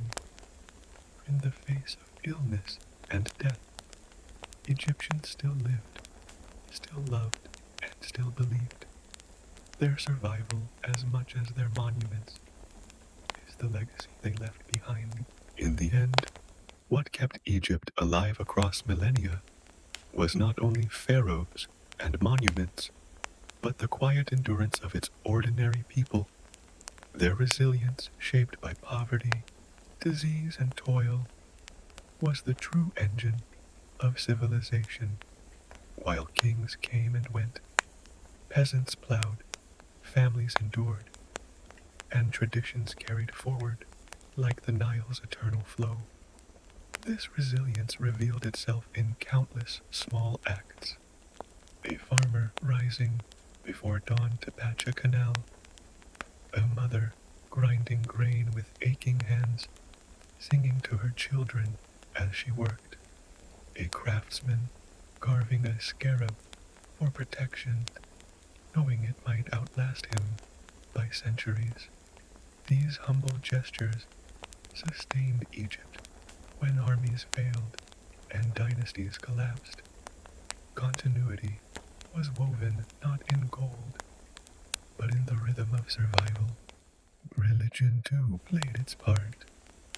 The promise of the afterlife gave hope to lives often short and painful. Even the poorest believed their souls might endure if their names were spoken and offerings made. Simple graves with jars of food beads or amulets reflected this hope. Through ritual and memory, Egyptians turned suffering into meaning, ensuring that hardship did not erase dignity. Community was another pillar of resilience. Villages shared labor tools and food. Families supported one another during floods and famines. Neighbors helped dig graves, celebrated births, and joined together in festivals. In times of scarcity, cooperation was survival. These bonds, fragile yet enduring, allowed Egyptians to withstand disasters that might have broken a less united people. Generational continuity gave Egypt its unmatched longevity. Children inherited not wealth, but skills how to farm, weave, fish, or build. They absorbed traditions, stories, and rituals from their parents, ensuring that identity remained even as dynasties shifted. Through this passing of knowledge, Egypt's culture endured nearly 3,000 years longer than almost any other civilization in history. Imagine a peasant family gathered at night in their small courtyard. The day has been long filled with labor and hunger, yet they sit together around a clay lamp. A father tells stories of the gods of Ra, sailing the sky of Osiris, ruling the afterlife. Children listen wide-eyed, their mother smiling faintly despite her fatigue. Tomorrow will bring toil again, perhaps hardship, perhaps loss. But in that moment, they are united by memory, hope, and love. That unity was Egypt's true foundation. Even in decline, resilience endured. When floods failed, when invaders marched, when famine spread, Egyptians adapted. They rebuilt canals, found new foods, and blended new gods with old. Though dynasties collapsed, though empires rose and fell, the ordinary people of Egypt carried forward traditions that gave continuity to a fragile world. Their ability to endure hardship without surrendering identity is perhaps the most remarkable achievement of all. Today, the pyramids and temples stand as symbols of grandeur, but beneath them lies a quieter legacy, the strength of millions of nameless lives lived in obscurity, marked by hardship, yet bound by resilience. Their sweat watered Egypt's soil, their prayers echoed in its temple, and their endurance allowed its civilization to flourish long after other kingdoms had turned to dust. This is the paradox of Egypt. Its glory was carved in stone by kings, but its endurance was forged in the resilience of the ordinary. And though their names are lost, their legacy remains woven into Egypt. As we reach the end of our long wander through ancient Egypt, the patterns of the civilization emerge with clarity. It was a land of paradox, a river that gave life, and yet could bring famine, kings who claimed divinity but depended on the labor of millions, tombs built to last forever, yet violated by time and families who endured hardship but still found joy in love song and community.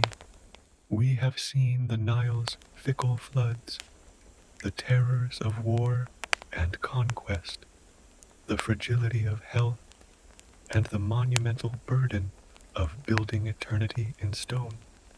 We have walked through villages where mothers whispered prayers over fragile infants and stood in tombs painted with gods who promised rebirth.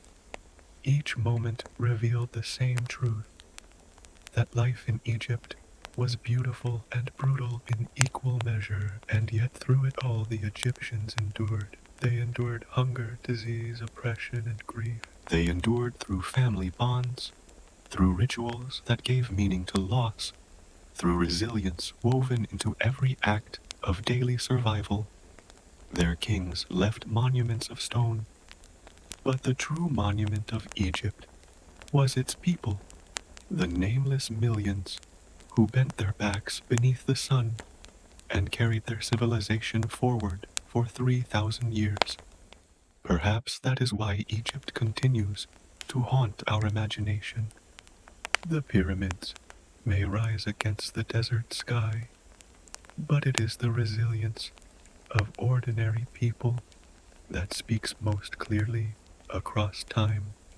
Their story is our story, the universal struggle to live, to endure, to matter, even when life is brief and hardship unrelenting. So as we leave this ancient land behind, let us carry its lesson that even in a world of suffering, beauty can be created, love can endure, and hope can outlast despair.